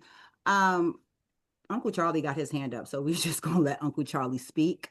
But after that, we have Amsterdam News and a few other media outlets. Uncle Yes, Charlie? I just wanted to say to Chair Denowitz, who I was serving with, I didn't hear you say that you're supporting her termination or her being banned from the CEC. So what is your position on that?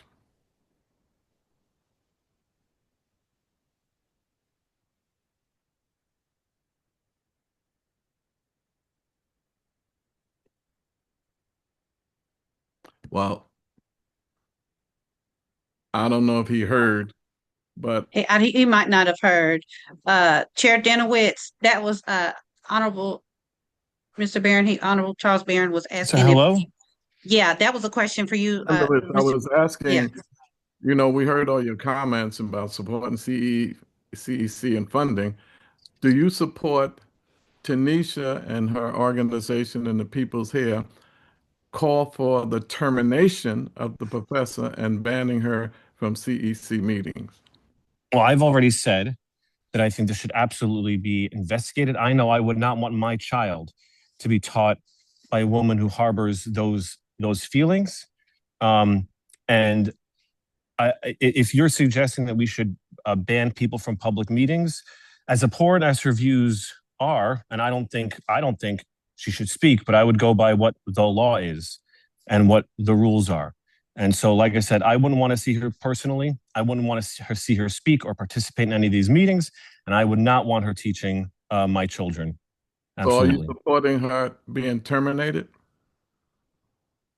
What I said was, Councilor Barron, it was an honor to serve with you, by the way. I appreciate your comments. And one thing I would add to your comments is, we don't need to be in a moment of divisiveness as per your comments about if it were this group or that group. I'm here. And I absolutely think that should be looked at.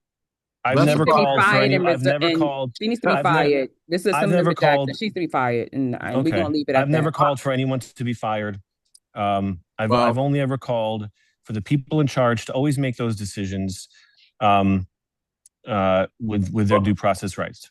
Well, I just wanted y'all to know. We got to call it what it is. Hold on a second, Tina. I just wanted y'all to know the double talk that he gives you.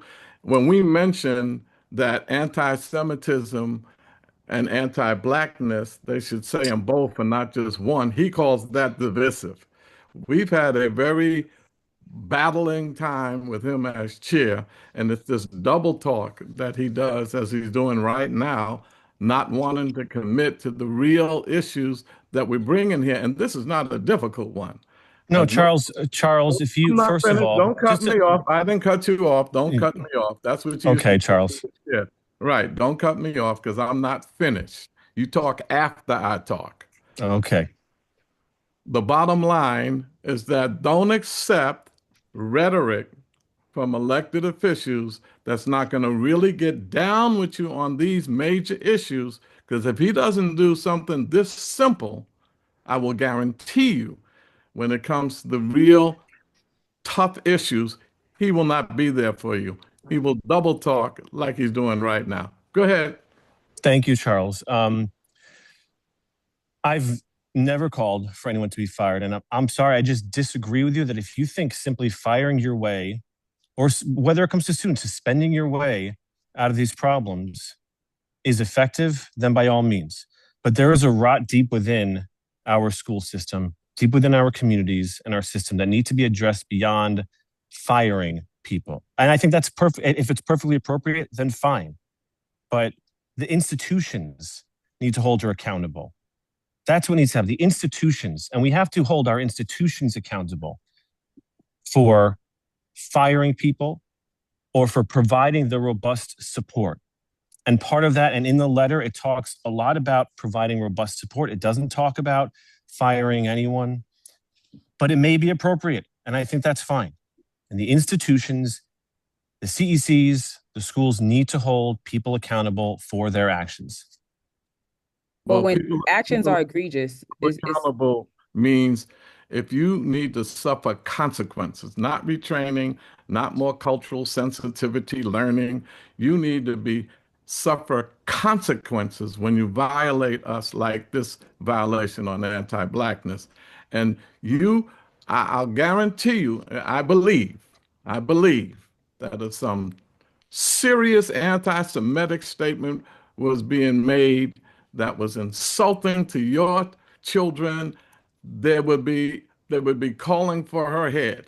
It would be much more severe. So consequences of firing doesn't mean we don't understand the battle around the institutional stuff, because we do that all the time for decades. We always fight that. Don't escape into that like we're not doing that and we're just calling for her to be fired.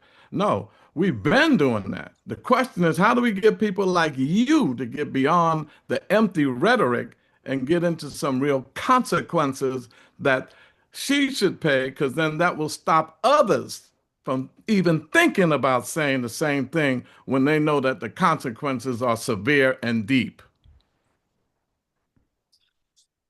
Thank you, I'm Uncle a little Charlie. if you could, I just want to share, if you could, my former colleague, that if you could find an instance of me calling for anyone to be fired for anything, please share that with me. Because what I've been consistent about is saying we have to hold our institutions accountable and people shouldn't violate the law. And as I said, I wouldn't want her to be my kid's professor. I wouldn't want her as a professor. And if that's so, just want to share that. Okay, Thank you, Chair Chantel? Denowitz. Yeah, I don't think we should make it Hold on, about Tanisha, just the one council moment, just member. one moment. Thank you, A.M. Jackson. I do just want to say, if you could just remain on just one more moment, Chair Denowitz, because there has been an example for where a parent leader was called to be removed from her post, actually, and Taj Sutton is that parent leader. And please correct me if I'm wrong, Taj, I think Chair Denowitz, you and some other members called for her immediate removal from CEC 14. I did not do that. Just to be clear, sorry to interrupt. Yeah, please continue. I'm so sorry. I was just asking, but it has happened. And I think what Honorable Charles Barron was talking about is that has happened. And again, if it was not you, I apologize, but it has happened. This kind of language has been used and weaponized to Black parent leaders. And it's just that and I am not accusing you of doing that, but it's harmful for us to see these things be wielded against Black parent leaders where other backgrounds get the benefit of the doubt. And in my opinion, they're spoken to a little bit more kind when this happens. And I appreciate the way that was articulated. And I believe what I said at the time was that in my view, there were public resources being used for political purposes and it should be investigated. And I didn't call for anyone to be removed or fired. I said, we have to look at the whole picture. And look, as you relate to the CEC member from a few years ago, I know I don't know the whole situation. And so that's why I said that, let the institution hold her if it should be accountable, and if not, then fine. But I don't believe that I called for her removal, because I'm pretty consistent in that. No, Hey, thank you Eric. for that. I just wanted to kind of elevate that, because these are people's, like, these are things that we've witnessed and seen and be wielded against us. Like I said, like, a lot of people did not know about me getting lunged at during my meeting because I was in defense of someone not publicly disparaging her. And that didn't rise to any media, but I felt unsafe for months. Yeah. And the man who lunged at me, our face just told us to go to mediation. I felt physically unsafe. But And Whitney, so, let me don't thank him for anything, because the bottom line, he's talking about it needs to be investigated. Everybody heard the tape. She even said, I apologize or whatever. What investigation? It's all out there. Don't hide behind investigation. And when the investigation's finished, let it fall the way it may. You're in a leadership position. You have to take tough decisions. And when something is so blatant, she even acknowledges that she said it and did it and was sorry if it hurt anybody.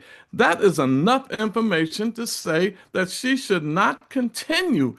And even if you had that position in the past where you don't call for anyone to be fired, now is the time to change that position and call for her termination so we can move forward with a better relationship and a better feeling that when tough decisions have to be made, you're going to make them. Thank you so much, Charles. Whitney, you unmuted me. Did you want me to say a little bit as the member in question? yes, I don't, like I said, I'm not clear on everything, but I do know that you are still the only CEC member to have been removed under a Black mayor and a Black chancellor. Yeah, I'm real clear. And I think that even calling for an investigation without ever speaking to the individual in question is also an abusive use of resources. All of the claims made were inaccurate, which could have been addressed if I was reached out to.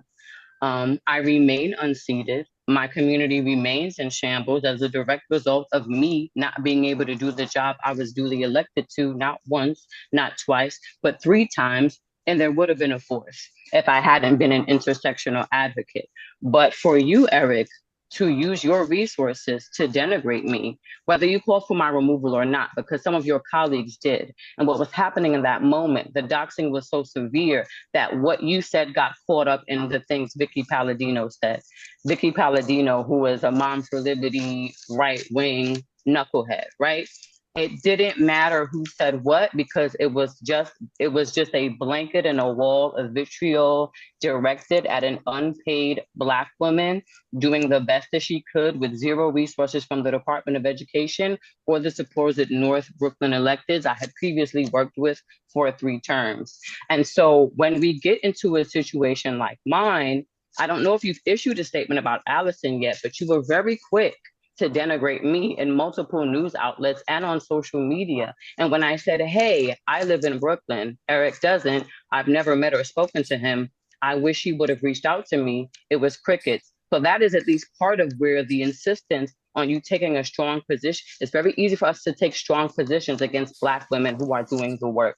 But we want to investigate Allyson, and we want to wait, and we want to figure it out. Individuals like myself and Tanisha have dealt with decades of our emotions being managed and people saying, wait, and let's figure it out. It's not about divisiveness when we talk about the fact that when terrible things happen to Jewish people, there is a response. Because while I was being doxxed, I was also visiting the Jewish Museum with my son for free with his school as a systemic direct response to anti-Semitism, which is something that never happens with anti-Blackness, because we cannot even say Black, and therefore we cannot say anti-Blackness. And so there are no systemic responses, even respect for all. It's not Black-centered. And I will never forget the backlash to a brown child in a hijab on that Respect for All flyer last year. So even invoking the thought of divisiveness, when people are saying we're looking for solidarity, we're looking for other communities to match energy, and we're trying to create spaces that are safe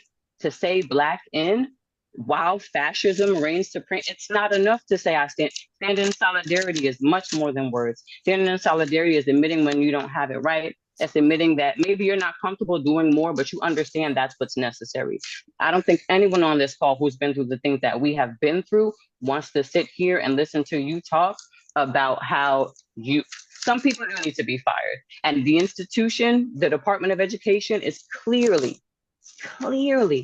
not up to the task, because if it had been, the things that happened to me wouldn't have happened to me. That what happened to Whitney would have been addressed, what happened to Tracy would have been addressed, and Tanisha wouldn't have been pushed out of the space. So that is what you have to understand. And I'm so thankful to you, Councilmember Barron, for calling a thing. And I want everyone to, that's the motto, right? That's the energy we have to bring, y'all. Whitney, thank you for giving me the floor. Thank you so much, Taj, but we have to move on. Chantel, you wanted to say something real quick, and then we want to give the floor to Chair Rita Joseph. Well, yeah, just on the back and forth between my colleagues, I just want everyone to not lose the focus. You have people on this presser that are willing to make the change, right? And so there's a request to the chair of education. I hear from Honorable Barron. That's fine, but do not lose the fact that everyone's here to do the work for our people. If we have a call for termination, which is my call, that is me, Chantel Jackson, chair of the New York State Black Legislative Task Force. That's my call. I'm going to make it very clear on the stance on that. Let's not lose focus by this back and forth that we just had. Stay true to the mission, because ultimately our job is to make sure that our people are safe, that our people can thrive, that our people are taken care of, and our kids can learn in places where our enemies are not teaching. Our enemies do not belong in places of government. They don't belong in places of power, and they definitely don't belong in our education system. She has to go. Thank you. Chair Joseph? And Chair Joseph is the chair of higher education. Thank you. Good morning. Good morning, colleagues and friends. Assemblymember Jackson, thank you so much for saying that so eloquently. She has to go, because if it was one of us, we would have been gone too. Period. Period. Point blank. Period. I'm just not going to say too much because I've said enough, but I want our New York City students to know that they can walk into spaces. They deserve to be in every classroom, in every building, and they need to feel that they belong. Unconditionally, unapologetically, they belong in those spaces. And I've always said that young people of color, that's why I've been pushing to make sure that the Black curriculum is in every single school. In every hearing I have, I said it needs to be in 1,800 schools, not in 100, not in the selective, but in all of it. And our communities stand firm. And as Assemblymember Jackson said, we need the mission is one. She needs to be terminated. Period. Because our students did not deserve to hear that on that day. And they went away harmed. And our system has already harmed them enough. And I think enough is enough. And I stand with my colleagues, Councilmember Barron. It is so good to see you. Your voice is missed a lot. And as your council member, I stand with you. And I've been calling on CUNY. I've been calling on them all weekend. As the higher education chair, something has to be done. And I noticed that PSC put out a statement this morning, and I told them we need swift action. Swift action. Yes, there's a process. Yes, there's grievance. Yes, there's this, but we want swift action. So I'm here to fight for it. I'm here as the chair to make sure that CUNY does right by us. Thank you for having me. And I was in a committee vote. I'm sorry. It's okay. Thank you, Chair Joseph. We love you. So back to the reporters. Sorry, y'all. Amsterdam News. My bad. I couldn't find the thing. It's okay. Sorry for the wait. No, it's cool. I hate to pivot the conversation a little, but Ms. Tanisha mentioned the community school kind of being targeted. I just wanted a little bit more information about this specific school and why the closure was being proposed in context of like the neighborhood, if you could. Okay, so I'm going to read you a statement. What's being lost in the current narrative? CAS is not being evaluated for closure because it is failing students, but because it does not align neatly with enrollment and proficiency metrics. It is the only community school in District 3 and houses the district's only ACES program. Please put the whole what that means in the chat, somebody for me. Serving students with significant support needs. Pilot funding was invested in this school, yet stabilization options are not on the table. A comprehensive space review of the co-located Joan of Arc complex reportedly occurred only on February 10th, 2026, after months of public concern. Decisions are advancing rapidly with little public understanding of how equity, disability services, or pandemic disruption are being factored into these outcomes. Does that make it clearer for you? Thank you. And then also, I would like Wendy Liz Martinez, our CEC3 member, who is also the liaison for the Community Action School, to speak to that as well. I hope that answers your question. Wendy Liz? Yes, I can add a little bit more context as well.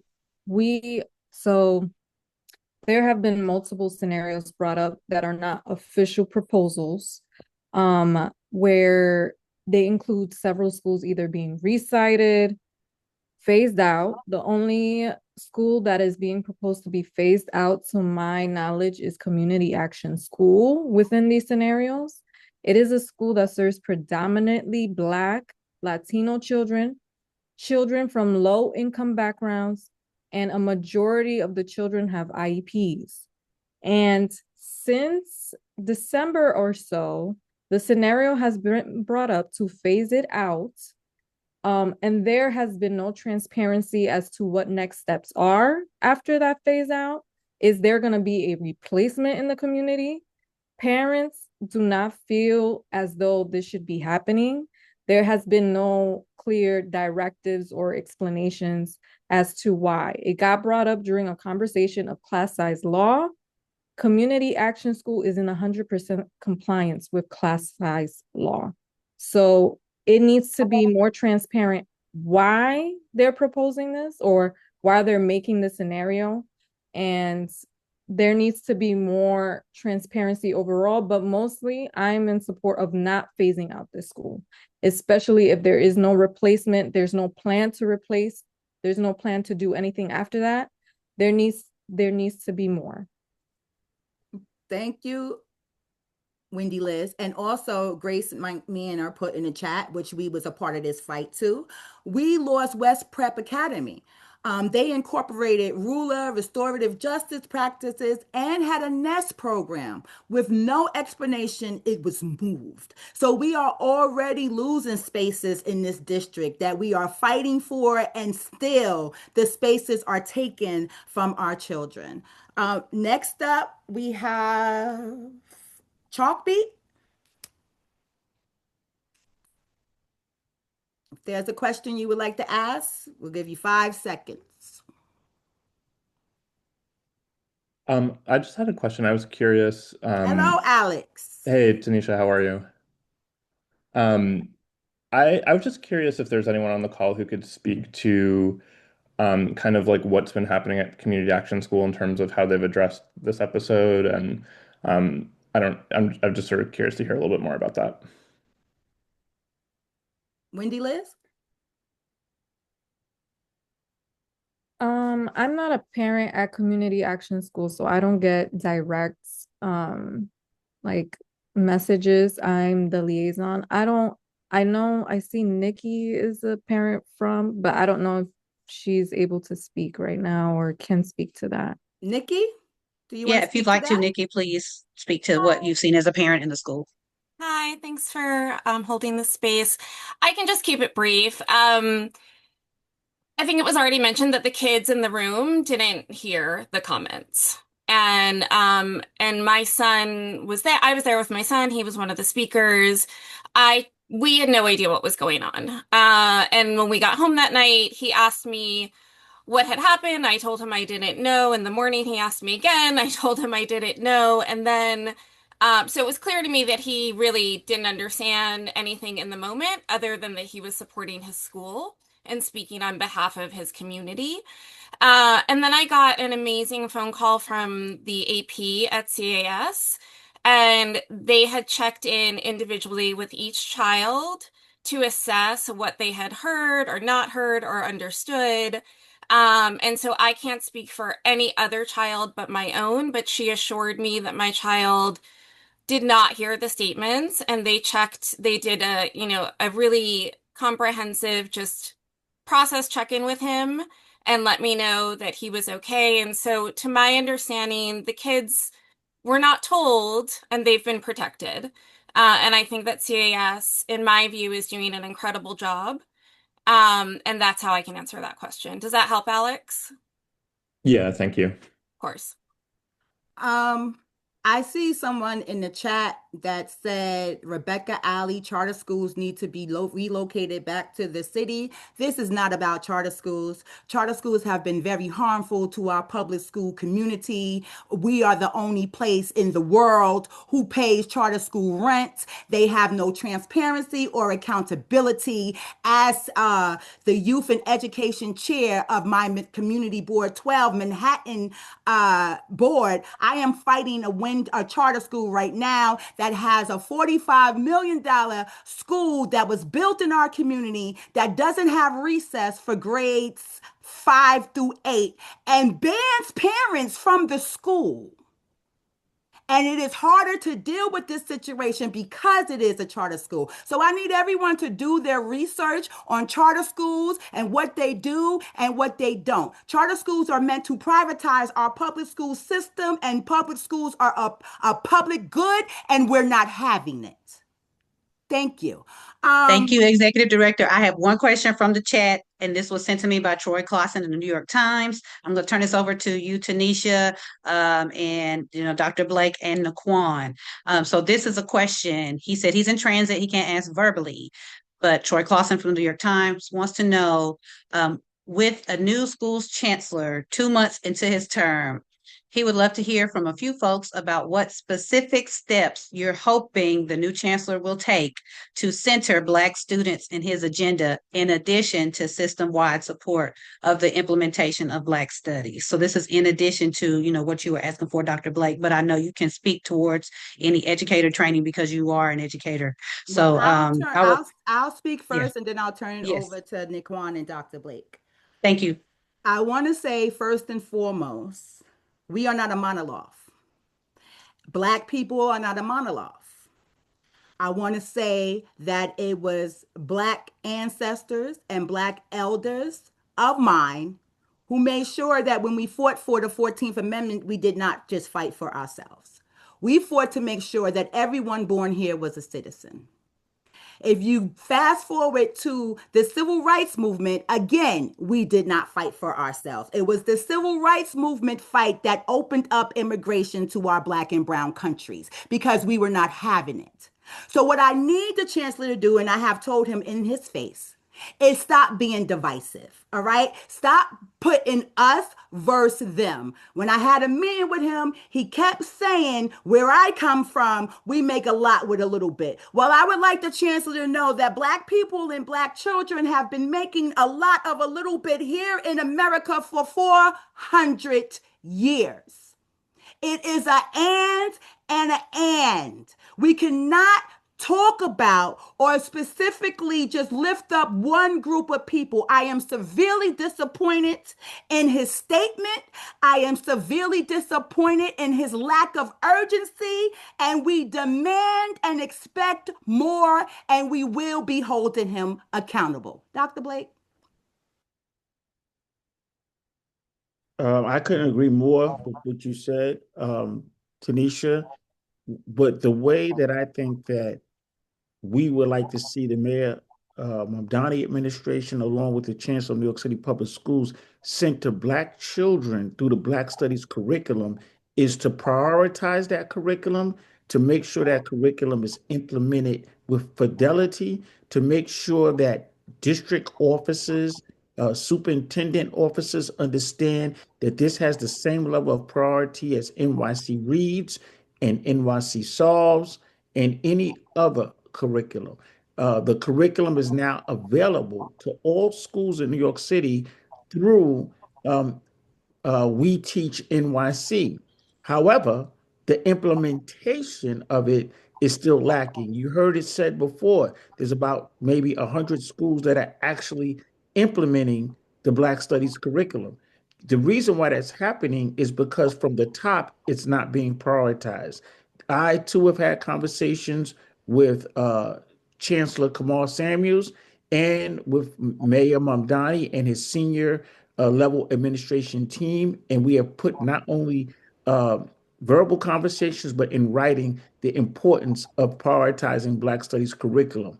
When they first came in, they weren't even saying Black Studies curriculum. They have now moved to begin to highlight it in their Black History Month celebrations. But guess what? Words plus action equal results. So we have the words. You're now starting to say Black Studies curriculum, but where is the clear plan for implementation and prioritization of the Black Studies curriculum by the Black Chancellor of New York City Public Schools? Thank you, Dr. Blake. Naquan? I think they said it. They said it right. I think that what I would say is we can push for the state legislator. I think that this has to be a top down too. Like we need the chance on the mayor to do what they need to do, but this is something that we can see statewide, right? And I think if we can get the state legislator to push to make this a mandate under the New York State Education Department, we can see that it should not be a choice. You give people a menu, people are choosing what they want to serve off that menu. This should not be a choice, but this should be something that schools have to do, and not only in the month of February, but all 9 months of the school year, we should be learning Black history. Thank you, Naquan. And I also just want to re-elevate for Troy, just in case he didn't hear your comments earlier. Naquan, if you wouldn't mind speaking toward the codification of improving how the A190 process engages the community and CECs, if you wouldn't mind touching on that briefly.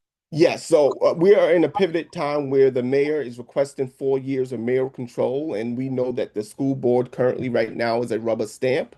One of the things that we can do to make sure that what is happening in District 3 is not happening across the city is how do we engage with CECs? First, by having them have the proper training to have these conversations.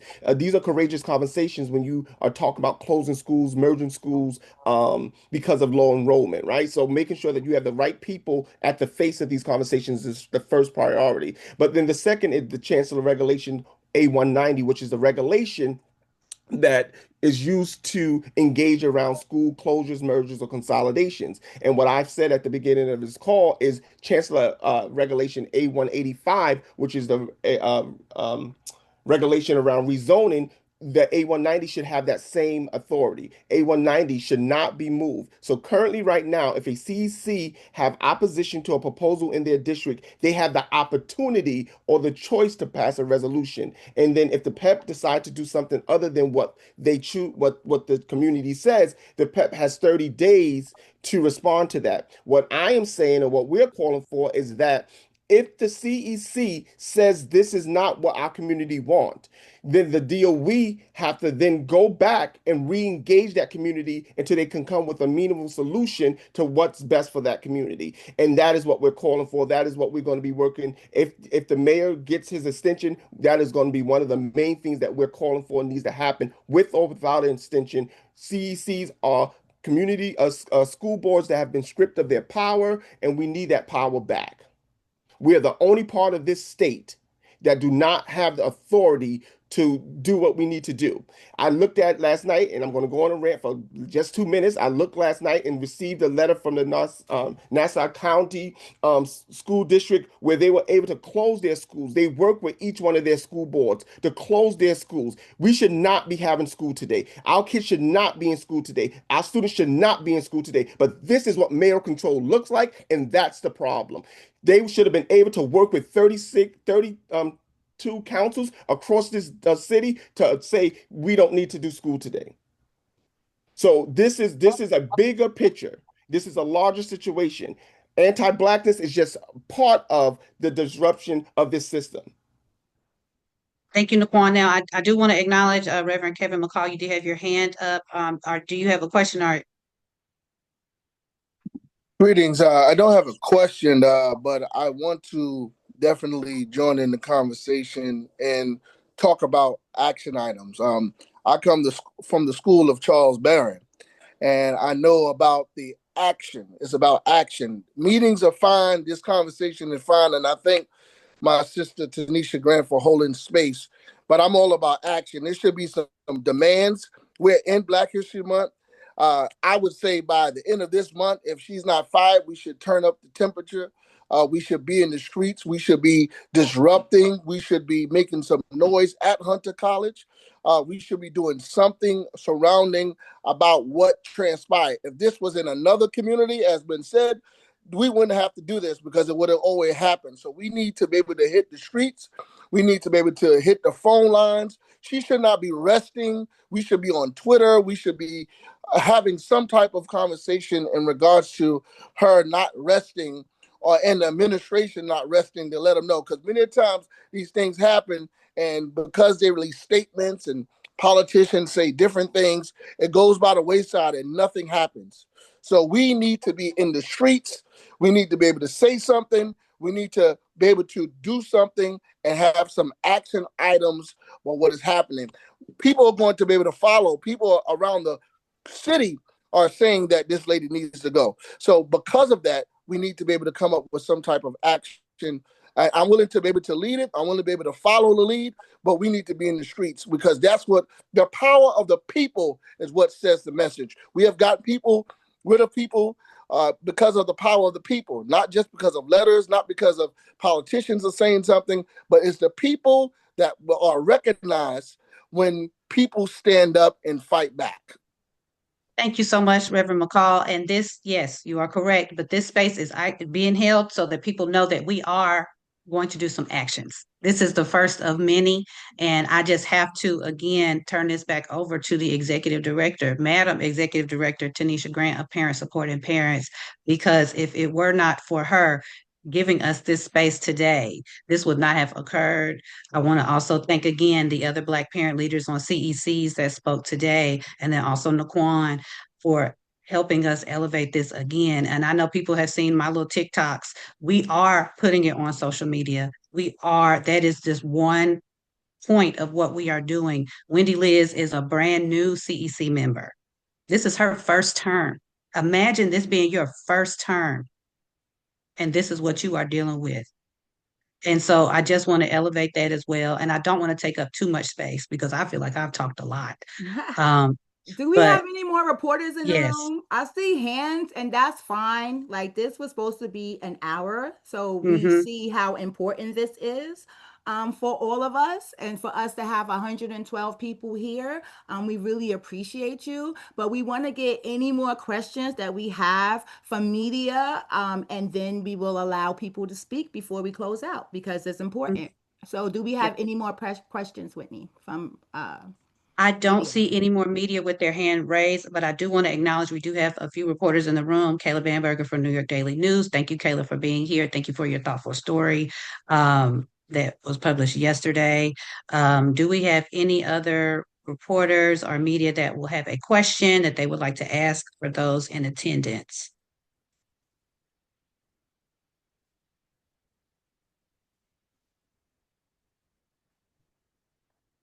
Okay, I don't see any hands raised at this time. Kayla, you're welcome. She said, thanks, Whitney, and to all of you who made yourself available to answer our questions yesterday.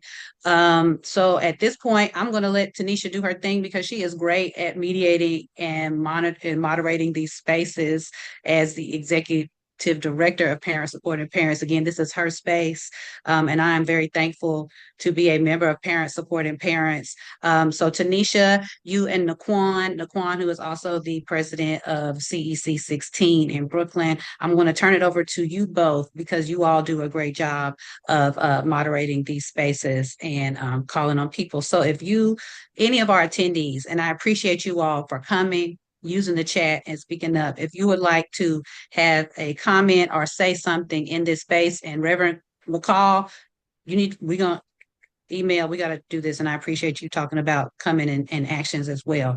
So if anybody else is here, and before we do that, Noah, I see you're here, and I just want to thank you because Noah is a CEC 3 member that was in the room. And unfortunately, the co-president did not give him the floor to do the immediate rebuke. However, Noah did rebuke it. And Noah, I just want you to speak to that because that is your experience. You were in the room, and I'm very thankful that you did that. Thank you, Noah. Floor is yours.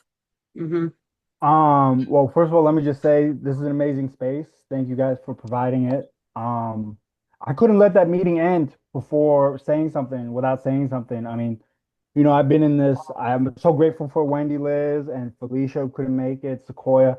So grateful that we've got like better representation on the CEC than last term. Um, it's always CEC3 has always been kind of a difficult space. There's so much promise, and yet we don't do as much as we can. I watched West Prep get moved. Um, Tried to participate there, and like sometimes it feels like it's hard to resist the system, and so I just wanted to put it out there that like we got to speak up when it's time to speak up. We can't be scared, and there's really nothing I can add that people here haven't said better than I have. But I would like to make a plea for any D3 parents, please. There are folks out here on the CC who are trying to do the right thing, who are actively working to make the changes that we need to see. So reach out to me, reach out to Wendy, Liz. We're out here, and it really makes me feel like we're doing something when we can help parents, when we can be part of that facilitation in this space. So thank you so much. And yeah, this is a great space. Thank you. Thank you, Noah. Noah, could you say your first and your last name, I'm just gonna in type case, it the because press captures your comments? I'm gonna type it out, but it's Noah Odabashian. Nice to meet y'all. Thank you, Noah. Okay, Tanisha and Naquan, I'm gonna leave y'all alone. Y'all got it. Okay, well, Naquan is going to close us out, and then we'll take the official close of the press conference, and then we'll take statements from other people, but we want to close it out and center why we're here. Thank you so much. I think that it's important at the end of the day that we understand that anti-Blackness is real. Some of us live it each and every day. And as Tanisha began the morning talking about, and that was morning because now we're in the afternoon, but begin the morning talking about how we always are including folks, and that we don't have safe space to say, I'm Black and I'm proud. I think that's very important. We heard the stories from Erica. We heard the stories from Taj. We heard the stories from Tracy. We heard the stories from Wendy of parent leaders, women of color that come into this space to try to make the system better for free. And it is a full-time job. Tanisha didn't even talk about her story. She was on CEC 5 when I first met her, right? And had challenges, right? So I think that it's important that we center that and we hold respect for that. And I know and I see a lot of DOE folks on this call, and I'm calling on the Department of Education to stand up for what is right, to stand up. Yes, we talk about accelerated classes, and yes, we talk about gifted and talented and all of those things that folks want to talk about, but we also need to talk about the anti-Blackness that happens in our schools each and every day. We also need to talk about the funding sources of how we fund our schools. When we look at what's going on in Harlem, what has happened in District 16. Yeah, we had to close PS 25. We took a lot of heat for closing PS 25, but they had 53 students there, right? How are we investing in our schools so that they can have robust education experience? How are we invested in our students so that they can have robust education experiences? So you heard our call. For everyone that's on this call, you will receive the letter that we sent out to the legislators, to the chancellor, to the mayor, and we ask that you uplift that. If you have social media, I'm not a TikToker, but I told Whitney I need to learn how to TikTok and I need to learn how to Instagram because it is important that we get this message out. We need to hold them accountable as people are going up to Albany tomorrow to talk about taxing the rich. Yes, that is very important, but we can't lose sight and focus that anti-Blackness is happening each and every day in our public school system, and we need to push back against that as well. So thank you for joining us. You're going to stay on. I have to actually jump off, but Tanisha will lead the conversation because we want to hear from you. We want to hear what you have to say, and then it's important that we are committed to moving this forward, and we are committed to having a safe space for Black folks. So if you're interested in, I don't know what the group name is yet, drop your information in the chat, and we will add you to our list because we're going to be uplifting it. This is not the ending. It's just the beginning of the pushback against anti-Blackness in New York City public schools and beyond. Thank you so much for joining us. Thank you, Naquan, for closing it out with our official. So at that moment, now the press conference has ended. We are now holding a space for parents that want to share comments, community members that want to share comments and support. Tanisha, I'm going to turn it over to you.